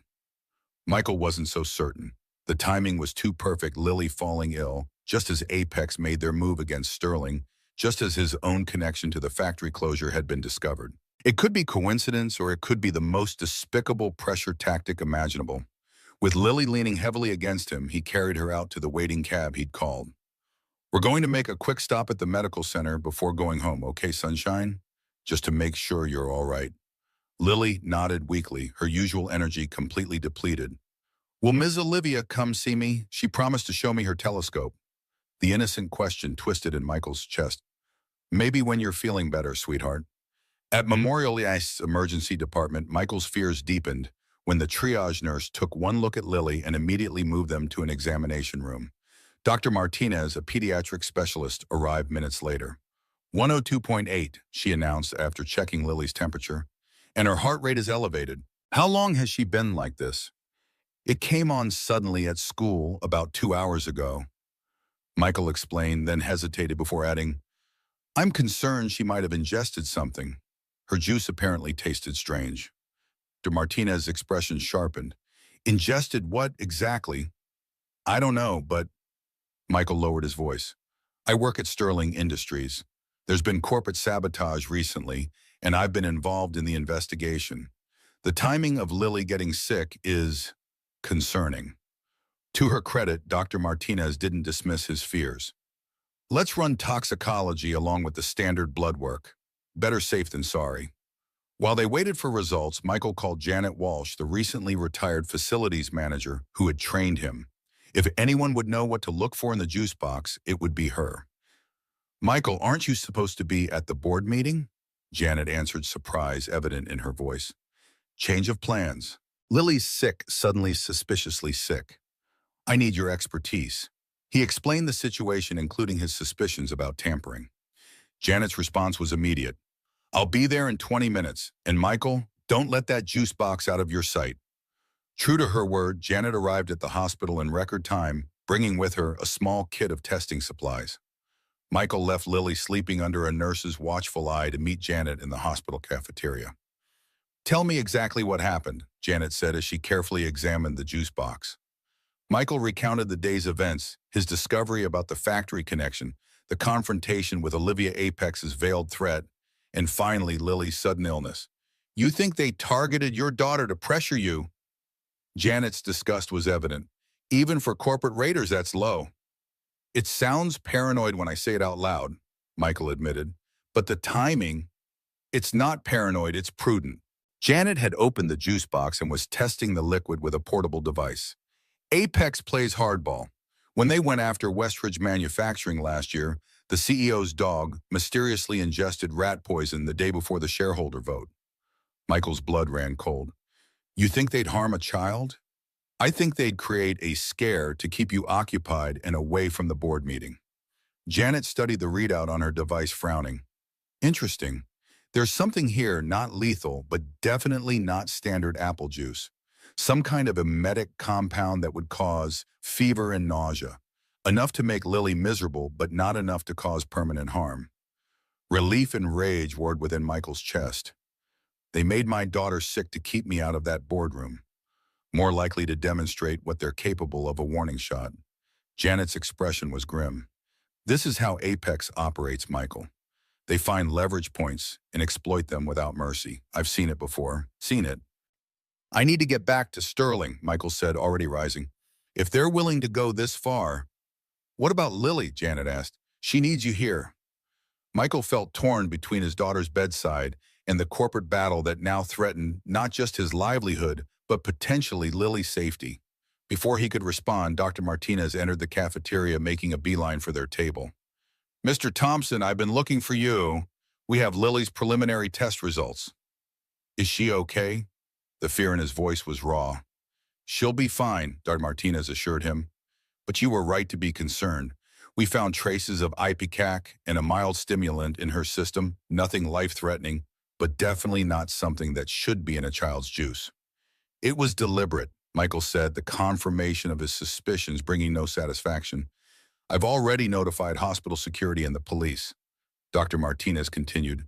"They'll want to speak with you, but not urgently. We've given Lily medication to counteract the effects. She's already showing improvement and asking for you." "Thank you, doctor." Michael turned to Janet. "I need to stay with Lily, but Olivia needs to know what's happening." "The board meeting is probably already underway," Janet finished. "I still have contacts in the building. Let me make some calls, see what's happening." As Janet stepped away to use her phone, Michael's own phone buzzed with a text from an unknown number. "Your daughter will recover quickly. Consider this a demonstration of our reach. The Sterling era is ending. Your future could be secure if you're on the right side of this transition. J.H. James Harrington." The Apex representative's threat was barely veiled, the implicit message clear: support Apex's takeover, or Lily could be at risk again. A cold clarity settled over Michael. This wasn't just about corporate politics anymore. It was about protecting his daughter from people who saw her as nothing more than leverage. And protecting Lily meant ensuring that men like Harrington never gained control of Sterling Industries or its resources. When Janet returned, her expression was grave. "It's worse than we thought. Chen presented evidence at the board meeting, claiming Olivia hired you as part of a cover-up of historical labor abuses. He's painting her as manipulative and unethical, using your family's connection to make the case that she's unfit to lead." "That's absurd," Michael protested. If anything, she's tried to make amends for past corporate decisions. The board doesn't know that. All they see is a CEO who hired the son of a displaced worker without disclosing the connection, potentially exposing the company to liability or public relations issues. Janet lowered her voice. Apex has offered to assume any legal liabilities as part of their takeover bid, positioning themselves as the responsible adults cleaning up Olivia's mess. It's a setup, Michael realized. They're using me to discredit her, and they made Lily sick to keep me away so I couldn't defend her. Exactly. Janet glanced at her watch. The vote is scheduled for 3 p.m. That's less than 2 hours from now. Michael looked toward the pediatric ward where Lily was recovering. His daughter needed him, but so did Olivia and everyone else who depended on Sterling Industries' ethical approach to business. If Apex succeeded, it wouldn't just be his job at risk, it would be hundreds of families who relied on Sterling's employee housing childcare center and healthcare benefits. I need to be in that boardroom, he said finally, but I can't leave Lily. Janet's face softened. What if Lily came with you, doctor? Martinez said she's improving, and I'll be right there with her while you address the board. Bring my sick daughter to a corporate showdown. Michael hesitated, the idea both absurd and strangely fitting. That's not exactly standard procedure. Neither is poisoning a child to manipulate a boardroom vote, Janet countered. Sometimes you have to fight fire with fire, or in this case, truth against manipulation. After consulting with Dr. Martinez, who confirmed Lily was stable enough to be discharged, Michael made his decision. If Apex wanted to make this personal, he would show them exactly what that meant, not as a weapon, but as a reminder of the human lives affected by corporate decisions. The Sterling Industries boardroom fell silent as Michael entered, Lily held securely in his arms. Janet followed, carrying a small bag of medical supplies. The board members, 12 men and women representing major shareholders, looked up in shock at this unprecedented interruption. Olivia, standing at the head of the table mid-presentation, faltered momentarily, her eyes widening at the sight of them. Richard Chen, seated beside the Apex representatives, paled visibly. Mr. Thompson, Olivia recovered first. This is a closed board meeting. If there's an emergency, there is an emergency, Miss Sterling, Michael replied, his voice steady despite the storm of emotions beneath. One that concerns everyone in this room. He moved forward, noting how Harrington shifted uncomfortably in his seat. My daughter was poisoned today. Nothing life-threatening, just enough to make her sick and keep me away from this meeting. The hospital has confirmed it was deliberate contamination of her juice at the childcare center. Murmurs of shock rippled through the board members. Olivia's face drained of color. Michael, I'm so sorry. Is Lily? She'll be fine, he assured her, that addressed the board directly. But this incident isn't isolated. It's part of a pattern of escalating tactics designed to facilitate Apex Capital's hostile takeover of Sterling Industries. Harrington rose halfway from his seat. That's an outrageous accusation. Apex had nothing to do with. I have the text message you sent me. Michael cut him off, nodding to Janet, who held up his phone displaying the message.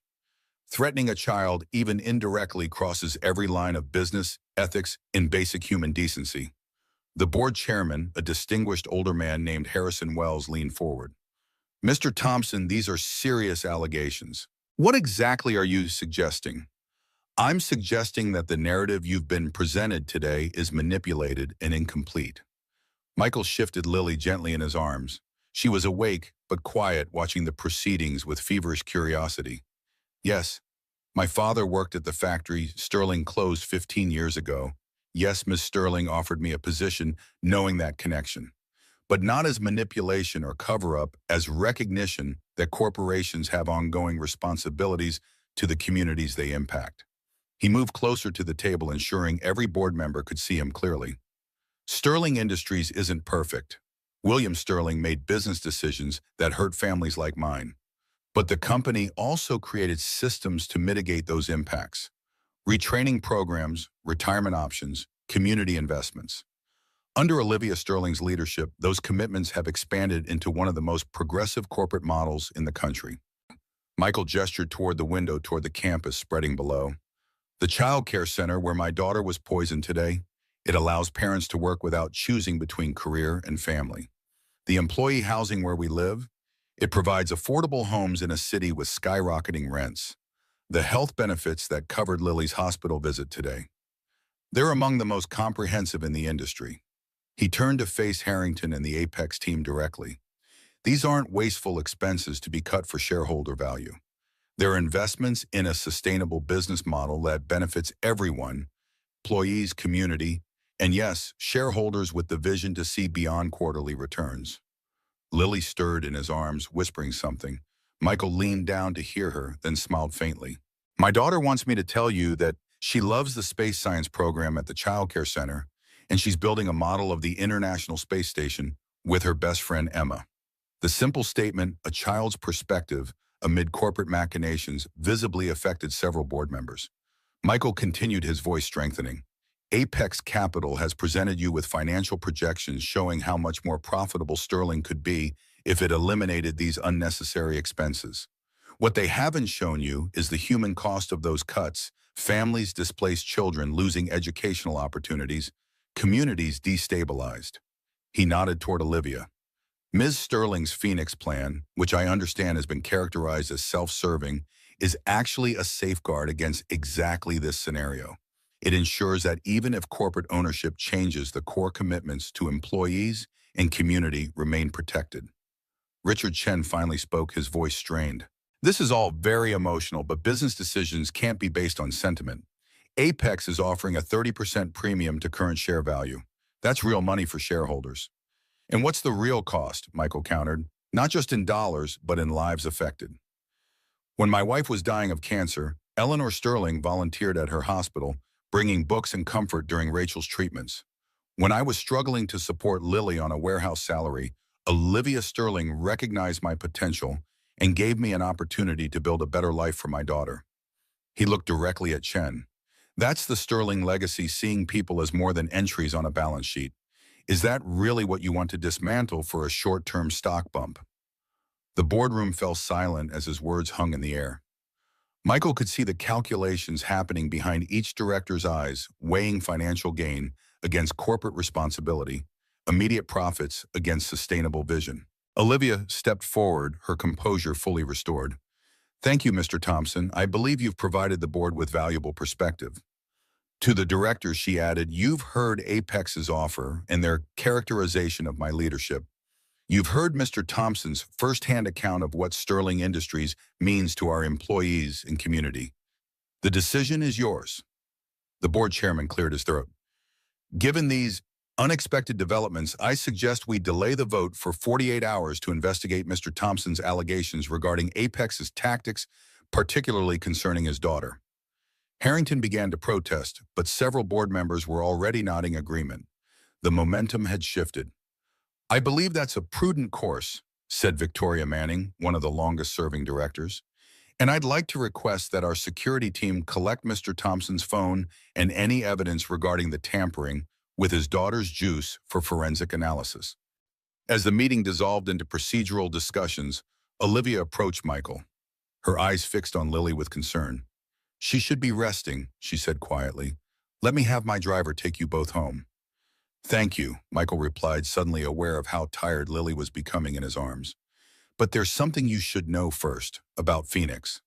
Olivia glanced around to ensure they weren't overheard. What about it?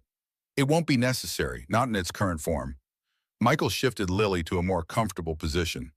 The board isn't going to approve Apex's offer, not now, not after seeing firsthand what they're willing to do. You can't be certain. I've spent my life reading people, Olivia. It's a skill you develop when you're constantly negotiating with landlords, bill collectors, and hospital administrators. His voice softened. They needed to see what was really at stake. Not abstract concepts like corporate social responsibility, but actual lives like Lily's. Olivia's expression shifted from concern to something warmer, more personal. You called me Olivia. Yes, well, Michael felt a hint of color rise in his cheeks despite the gravity of the situation. It seemed appropriate given that we've moved beyond employer-employee formalities today. I'm glad, she said simply. Then after a slight hesitation, she reached out to touch Lily's forehead gently. How are you feeling, sweetheart? Better, Lily murmured, but my tummy still hurts. Are you coming for dinner this weekend? Daddy said you might. The innocent questions so disconnected from the corporate drama surrounding them drew a genuine smile from Olivia. "I'd like that very much if your daddy still wants me to come." Her eyes met Michael's, the question implicit. After everything that had happened, the revelations about the factory, the corporate manipulation, the attack on Lily, did he still want her in their lives? "The invitation stands," he said quietly. "We have a lot to talk about, but I'd like that too."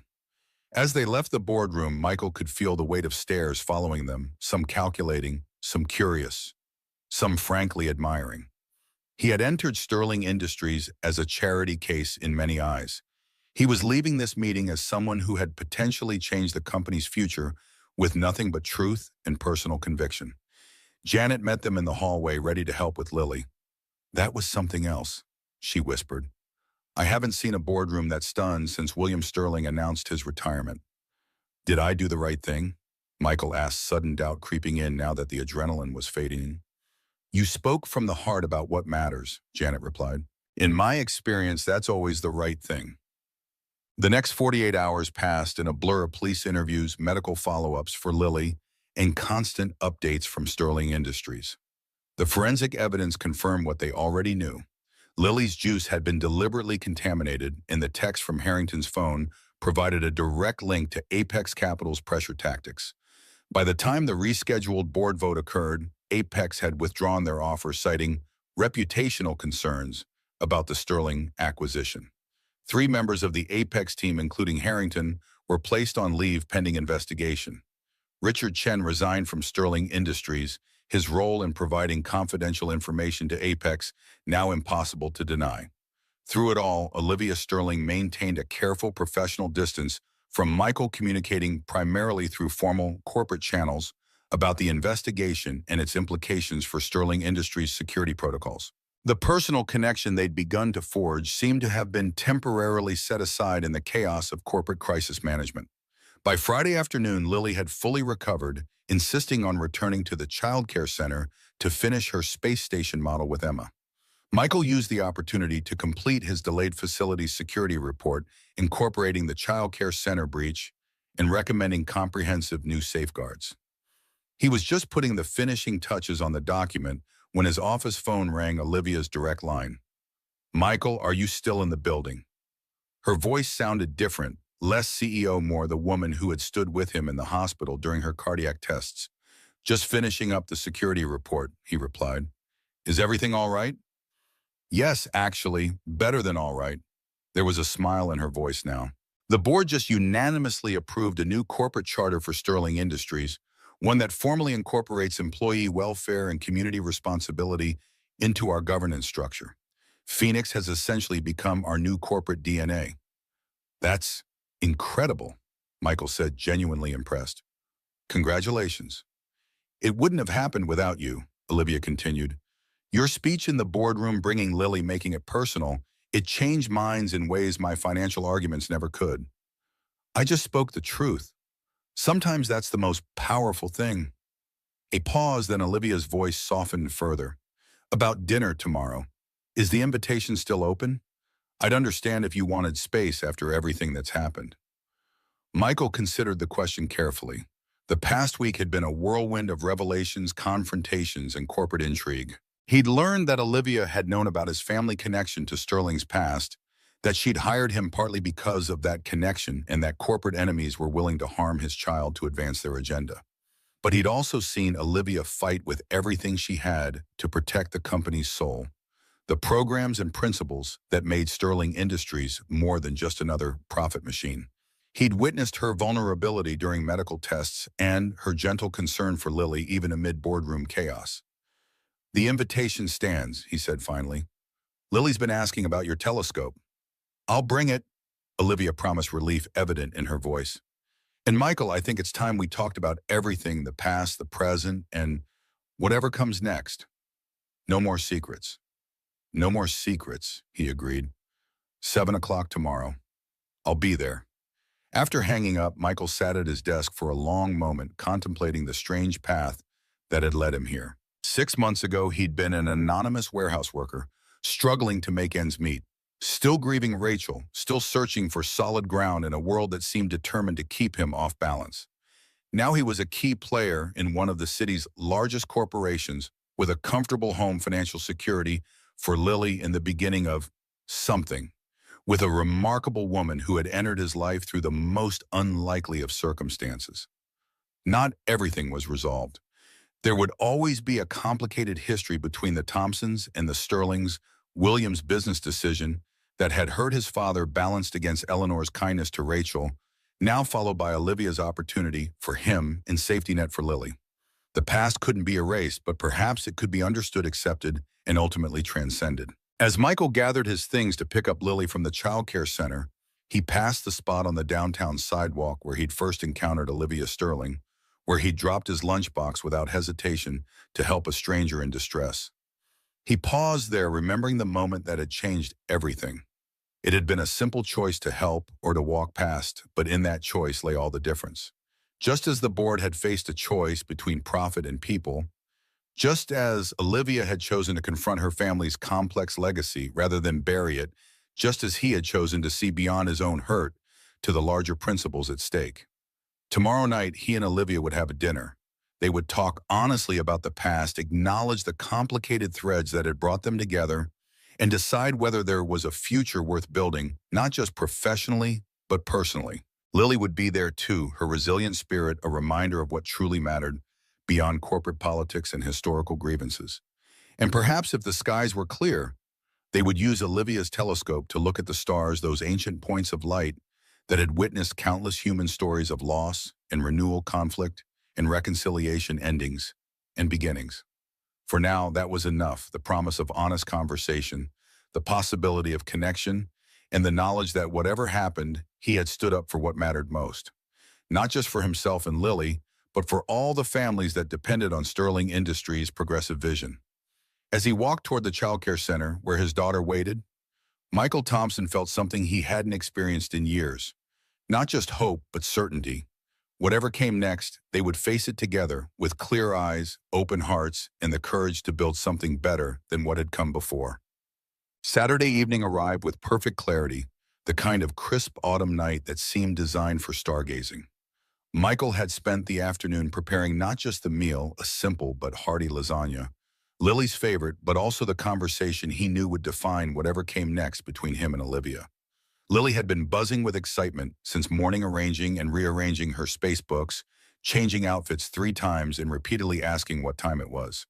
Her enthusiasm was both endearing and slightly anxiety-inducing as Michael tried to manage her expectations along with his own. "Is Ms. Olivia your girlfriend?" she had asked while helping set the table. The question dropped with the casual bombshell timing that only children could master. "It's complicated, sweetheart," Michael had replied, carefully placing water glasses beside their everyday plates. "We're friends who are still getting to know each other better. Emma says her mom says you look at Ms. Olivia the way princes look at princesses in movies," Lily continued undeterred. "And Ms. Olivia looks at you the same way." Michael had nearly dropped a fork. "Emma's mom said that." "Uh-huh. She told Emma's dad that you and Ms. Olivia are the best office romance since Janet and Frank in accounting." Lily's perfect mimicry of an adult gossip tone was both alarming and hilarious. "Well, Michael had managed. I think Emma's mom might be getting ahead of things a bit, and maybe we should talk about private conversations and what's appropriate to repeat." Now, as 7 o'clock approached, Michael found himself more nervous than he'd expected. This wasn't just dinner with a colleague or even a casual date. Tonight would determine whether the connection forming between them could withstand the weight of their complicated shared history. The doorbell rang precisely at 7. Olivia Sterling stood in the hallway looking both familiar and somehow new. She wore simple dark jeans and a soft blue sweater that made her eyes seem more vivid. Her silver-streaked hair loose around her shoulders rather than in its usual corporate style. Most striking was the absence of her usual professional armor. No tailored suit, no formal accessories, save for Eleanor's pearl earrings. In one arm, she cradled a telescope case. In the other, she held a bottle of wine and a gift bag decorated with stars and planets. "Right on time," Michael said, stepping back to welcome her. "Punctuality is my one consistent virtue," Olivia replied with a self-deprecating smile.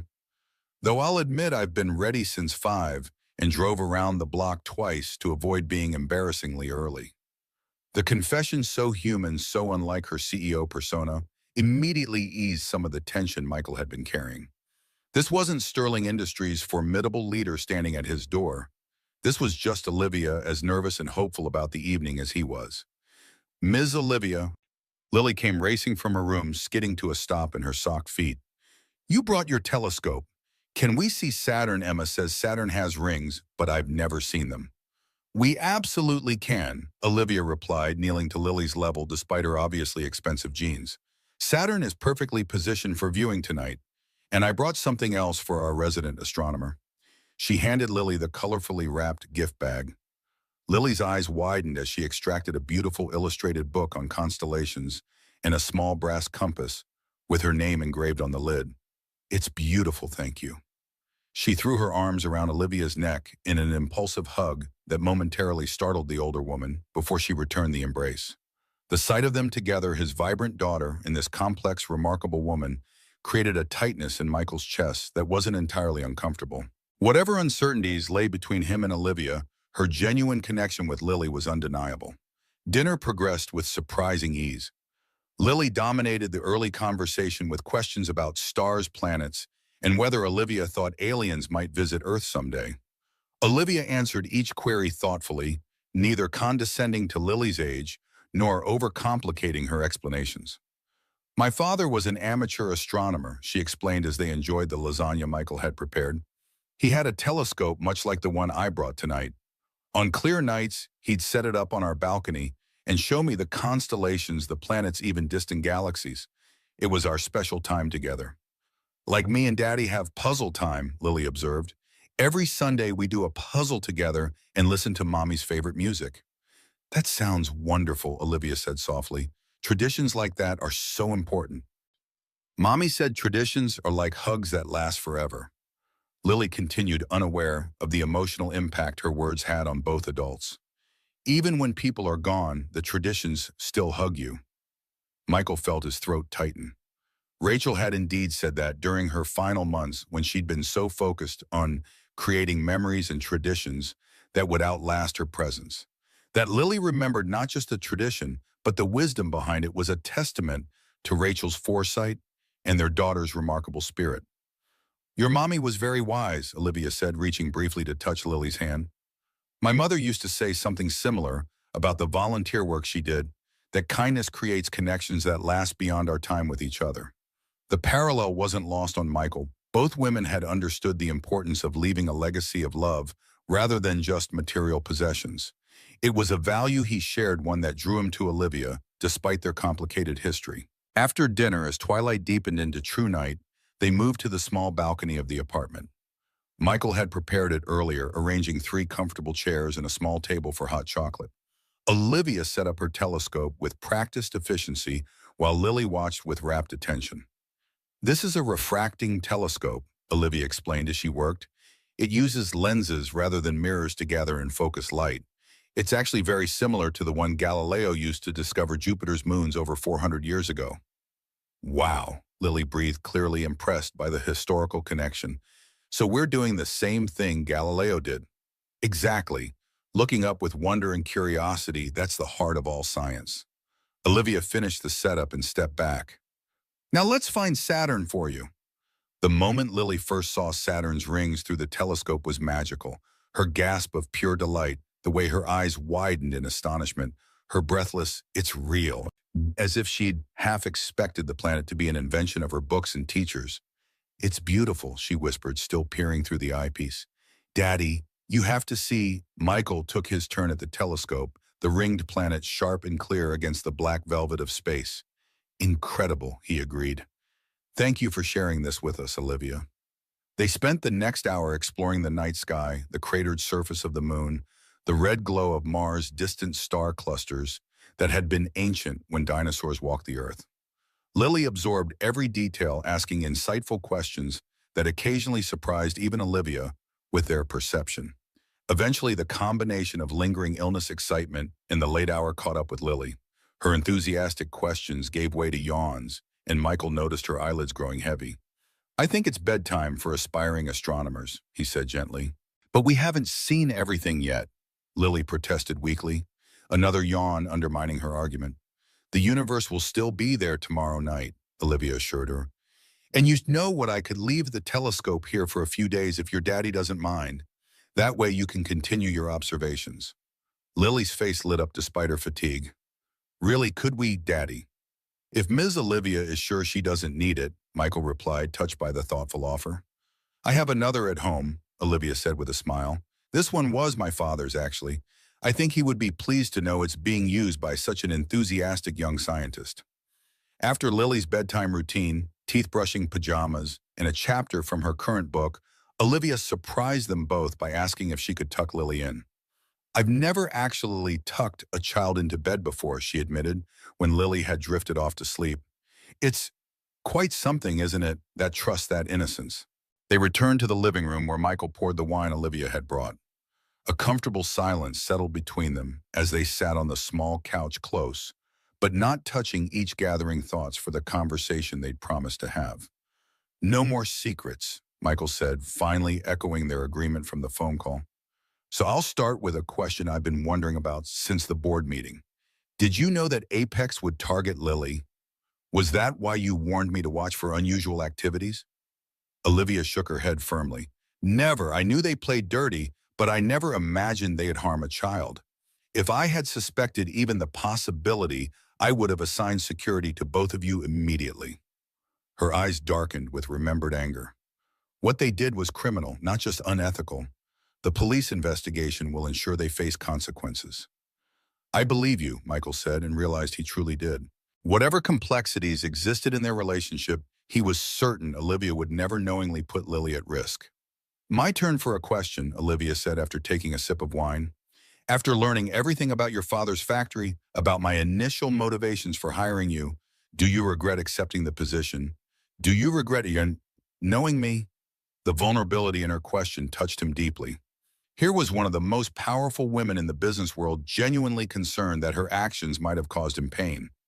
Not for a moment, Michael answered honestly. Was I hurt when I first discovered the connection? Yes. Did I question your motives? Absolutely. But Olivia, look at what's come from that complicated beginning. Lily has opportunities I could never have provided on my own. Sterling Industries has strengthened its commitment to ethical business practices. And you and I, he paused, searching for the right words. We found something neither of us expected. Olivia's eyes met his, a question in their depths. And what is that exactly? Understanding. Connection. Michael set down his wine glass, choosing his words carefully. When Rachel died, I thought that part of my life was over. The part where someone really sees you, challenges you, makes you want to be better. I was focused solely on survival, on giving Lily stability. I wasn't looking for whatever this is between us. Neither was I, Olivia admitted. After my heart attack, I was focused on securing Sterling's future, on honoring my parents' legacy. A personal connection wasn't on my agenda. A small smile touched her lips. But then you dropped your lunchbox on a sidewalk to save a stranger's life, and somehow everything changed. The memory of their first meeting hung between them, that moment of pure instinct, when Michael had acted without calculation or expectation of reward. It had been the most natural thing in the world to help someone in distress, yet that simple choice had altered the trajectory of both their lives. Where do we go from here? Michael asked, the question encompassing both their personal relationship and their professional connection at Sterling Industries. Olivia considered this thoughtfully. Professionally, the board has approved my recommendation to promote you to Director of Operations, overseeing not just facilities, but all of Sterling's community programs. The salary would be commensurate with the increased responsibility, of course. That's unexpected, Michael said, genuinely surprised. I'm not sure I'm qualified. Your actions this week proved otherwise. You understand what Sterling stands for better than executives who've been with us for decades. Olivia's expression was earnest. You see the connection between corporate policy and human impact. That's exactly the perspective we need in leadership. The offer was tempting, not just for the financial security it would provide for Lily, but for the opportunity to help shape Sterling's future in a meaningful way. Yet Michael hesitated, aware that accepting would further complicate their personal relationship. And what about us, he asked finally. Would my promotion make any possibility of a personal relationship inappropriate? Olivia's smile deepened. The board actually addressed that too, though more indirectly. The new corporate charter includes updated policies on workplace relationships. As long as any relationship is disclosed and proper protocols for professional interactions are followed, there are no prohibitions. You discussed this with the board. Michael was both impressed and slightly embarrassed at the thought. Not specifically about us, Olivia clarified, but about creating a corporate culture that recognizes employees as whole people with lives and relationships outside their job titles. The old policies were outdated and unnecessarily restrictive. Michael absorbed this information, appreciating the thoughtfulness behind it. So, professionally, there's a clear path forward. And personally, Olivia said, her voice softening, I'd like to see where this goes. Slowly, mindfully, with complete awareness of the complexities involved. She glanced toward Lily's bedroom. Your daughter will always come first, that's as it should be, and Sterling will demand much of both our attention. But perhaps within those parameters, we could explore what's developing between us. The careful, measured approach was so characteristically Olivia, strategic, thoughtful, aware of potential complications, but willing to move forward despite them. It was one of the qualities Michael had come to admire most about her. I'd like that too, he said simply. As if by mutual agreement, they moved no further that night, no dramatic gestures, no impulsive decisions. Instead, they returned to the balcony with fresh glasses of wine and continued their exploration of the night sky, pointing out constellations and sharing stories of their respective childhoods. When Olivia finally prepared to leave around midnight, there was a comfortable ease between them, the foundation of something genuine built on shared values and mutual respect rather than mere attraction or circumstance. Thank you for dinner, she said at the door, and for the conversation. For everything, really. Thank you for the stars, Michael replied. Lily will remember this night forever. So will I. Olivia hesitated, then leaned forward to place a gentle kiss on his cheek, a gesture both restrained and full of promise. Good night, Michael. Good night, Olivia. After she left, Michael stood for a moment in the quiet apartment, listening to Lily's soft breathing from her bedroom and feeling the lingering warmth of Olivia's presence. On the balcony, her father's telescope stood silhouetted against the night sky, a bridge between past and future, between loss and new beginnings. The 6 months that followed transformed Sterling Industries in ways few could have predicted. The Apex takeover attempt, rather than weakening the company, had ultimately strengthened it, uniting the board behind Olivia's vision and solidifying Sterling's commitment to its progressive business model. The new corporate charter formally incorporated employee welfare and community responsibility into the governance structure, making what had once been William Sterling's personal philosophy an institutional mandate. Shareholders who might have been tempted by Apex's premium offer now saw the long-term value in Sterling's approach, especially as quarterly results showed increasing profitability alongside expanded community investments. For Michael, the professional changes were equally dramatic. As the newly appointed director of operations, he now oversaw not just facilities management, but all of Sterling's community initiatives, from employee housing to educational programs to environmental sustainability projects. The role challenged him daily, drawing on both his practical problem-solving skills and his growing understanding of corporate strategy. His relationship with Olivia developed with the same careful deliberation that characterized both their approaches to life. Weekly dinners expanded to include museum visits, concerts in the park, and weekend astronomical observations with Lily. They maintained strict professionalism during business hours while gradually allowing their personal connection to deepen during private moments. It wasn't always smooth sailing. The transition from facilities manager to director brought new responsibilities and expectations that sometimes stretched Michael's confidence. Olivia's workaholic tendencies occasionally conflicted with his priority on family time, and there were always the whispers employees who assumed his rapid promotion came from personal connection, rather than merit board members who watched their interactions with calculating interest. But the foundation they'd built proved surprisingly resilient. Their shared values, compassion, integrity, responsibility to others, created common ground that transcended their different backgrounds and life experiences. The complicated history between their families, rather than dividing them, had become a source of mutual understanding about how past actions rippled into present realities. Most importantly, Lily thrived. The bright, resilient child who had weathered her mother's death now blossomed in an environment rich with opportunities and stable adult relationships. Her friendship with Emma deepened her interest in astronomy, grew into a passion for all sciences, and her natural empathy expanded to include awareness of community needs beyond her own experience. It was Lily who inadvertently prompted the next significant turn in their journey during a routine Sunday morning puzzle session, 6 months after the apex confrontation.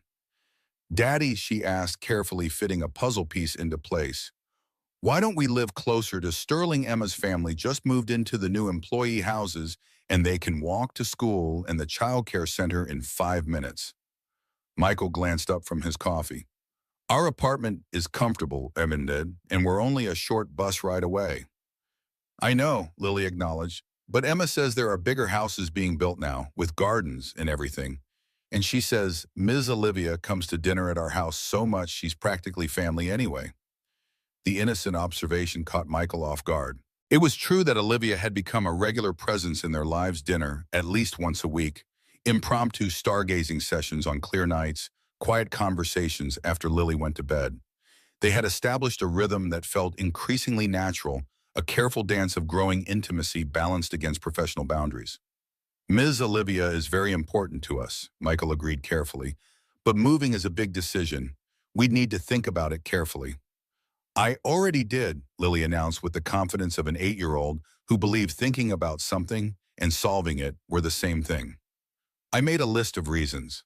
She pulled a folded paper from her pocket and handed it to her father. Written in Lily's careful handwriting under the title, "Reasons to Move Closer to Sterling," was a numbered list. 1. No more bus rides in the rain. Can walk to school with Emma every day. Closer to the library and science center. Miss Olivia could come over more easily. Daddy wouldn't look so tired from commuting 6. We could have a real Christmas tree, no size limits like our apartment 7. Maybe a small garden for growing tomatoes like Mommy liked. The simple list, so carefully considered from a child's perspective, touched Michael deeply. Each item reflected Lily's awareness of their daily challenges and hopes for improvement, practical concerns mixed with emotional needs in the uniquely straightforward way children approach life. That evening, when Olivia came for their now traditional Sunday dinner, Michael shared Lily's list over dessert after his daughter had gone to bed. "She's been thinking about this for a while," he explained, watching Olivia's face as she read the carefully printed reasons. The new family housing units caught her attention. Olivia looked up, her expression thoughtful. "She makes a compelling case. The North Campus development does include some larger units with small gardens. As director of operations, you'd certainly qualify for priority consideration." "It would make practical sense," Michael acknowledged. "The commute is becoming more challenging as my responsibilities expand, and Lily would benefit from the proximity to school and activities." What remained unspoken was the deeper implication of such a move, not just a practical relocation, but a further integration of their lives with Sterling Industries, and by extension, with Olivia herself. Item 4 on Lily's list, Miss Olivia could come over more easily, hung between them, the innocent observation carrying weightier adult considerations. "There's something else we should discuss," Olivia said, finally setting down Lily's list with careful attention. "Something I've been considering for several weeks now." The serious tone caught Michael's attention. "Is everything all right?" "More than all right." Olivia met his gaze directly. "The board has approved my proposal for the Eleanor Sterling Memorial Hospital Wing, a state-of-the-art oncology treatment center to be built on the East Side property." "That's wonderful," Michael said sincerely. "A fitting tribute to your mother's volunteer work." "There's more to it," Olivia continued. "The specific location chosen is significant. It's the site where your father's factory once stood." The revelation hung in the air between them. Michael felt a complex wave of emotions, surprise, a hint of old pain, but also a sense of completion, of circles closing. "The factory site," he repeated. "That's powerful symbolism."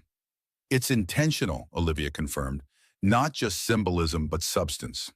The new center will prioritize hiring from the East Side community, especially families impacted by the original factory closure. It includes a memorial acknowledging both the workers who lost livelihoods and patients like Rachel who fought their illnesses with such courage." Michael was momentarily speechless, struck by the thoughtfulness behind the initiative. This wasn't corporate image polishing or simple charity. It was meaningful repair, acknowledging historical impacts while creating new opportunities for healing on multiple levels. The past can't be erased, Olivia continued softly. My father's decision to close that factory had real consequences for real people, including your family. But perhaps we can transform that legacy into something that honors both the losses and the resilience that followed. Rachel would have loved this, Michael said finally, his voice rough with emotion. She always believed in making meaning from difficult experiences, that even the hardest journeys could yield something valuable if approached with the right spirit. She sounds remarkable, Olivia replied. I wish I could have known her. In some ways you do know her, Michael said thoughtfully. Through Lily, through the stories I've shared, and now through the center that will help families facing what we faced.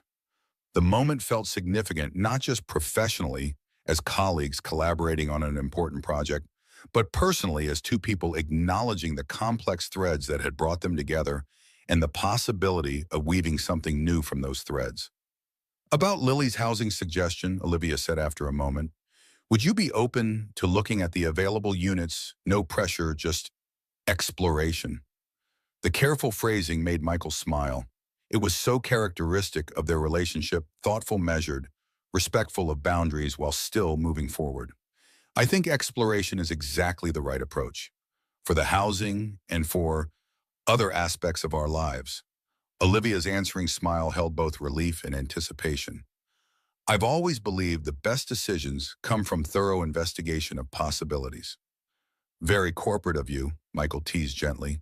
Perhaps, she acknowledged with the hint of self-deprecation, though I'm learning there are some areas where analysis has its limits, where eventually you simply have to trust your heart. The admission, so unlike the data-driven CEO persona she presented to the world, touched Michael deeply. Their journey from that sidewalk encounter to this moment had been marked by gradual revelations of the person behind the professional facade, each layer revealed, strengthening rather than diminishing his admiration. To exploration then, he said, raising his water glass in a small toast. Of housing options, hospital projects, and hearts. To exploration, Olivia echoed, her eyes holding his with warmth and promise. Outside the apartment windows, the city lights twinkled against the night sky, competing with the stars that had become such a significant part of their shared experience. Tomorrow would bring new challenges. The hospital project to launch housing decisions, to consider professional boundaries to navigate alongside deepening personal connection. But tonight, in the quiet aftermath of Sunday dinner, with Lily's innocent list as catalyst, Michael Thompson and Olivia Sterling had taken another step on their unexpected journey together, a journey that had begun with a simple act of compassion on a busy sidewalk and now expanded into possibilities neither could have imagined a year before. The story that had started with a heartbeat stopped and restarted continued to unfold not just as individual narratives, but as something shared, a testimony to resilience, to second chances, to the healing that becomes possible when people choose connection over division, hope over cynicism, and love over fear. As Olivia prepared to leave later that evening, she paused by the telescope still set up on the balcony, her father's legacy now becoming part of their shared traditions. William used to say that stargazing teaches us perspective, that our human concerns seem smaller when viewed against the vastness of the universe. Does it work? Michael asked, joining her by the instrument that had become such a meaningful bridge between them. Sometimes, she admitted, though lately I find myself thinking that the vastness makes our connections even more precious, that finding each other across all that space and time is the real miracle. The observation, philosophical, vulnerable, genuine, crystallized for Michael exactly why this remarkable woman had become so essential to his world.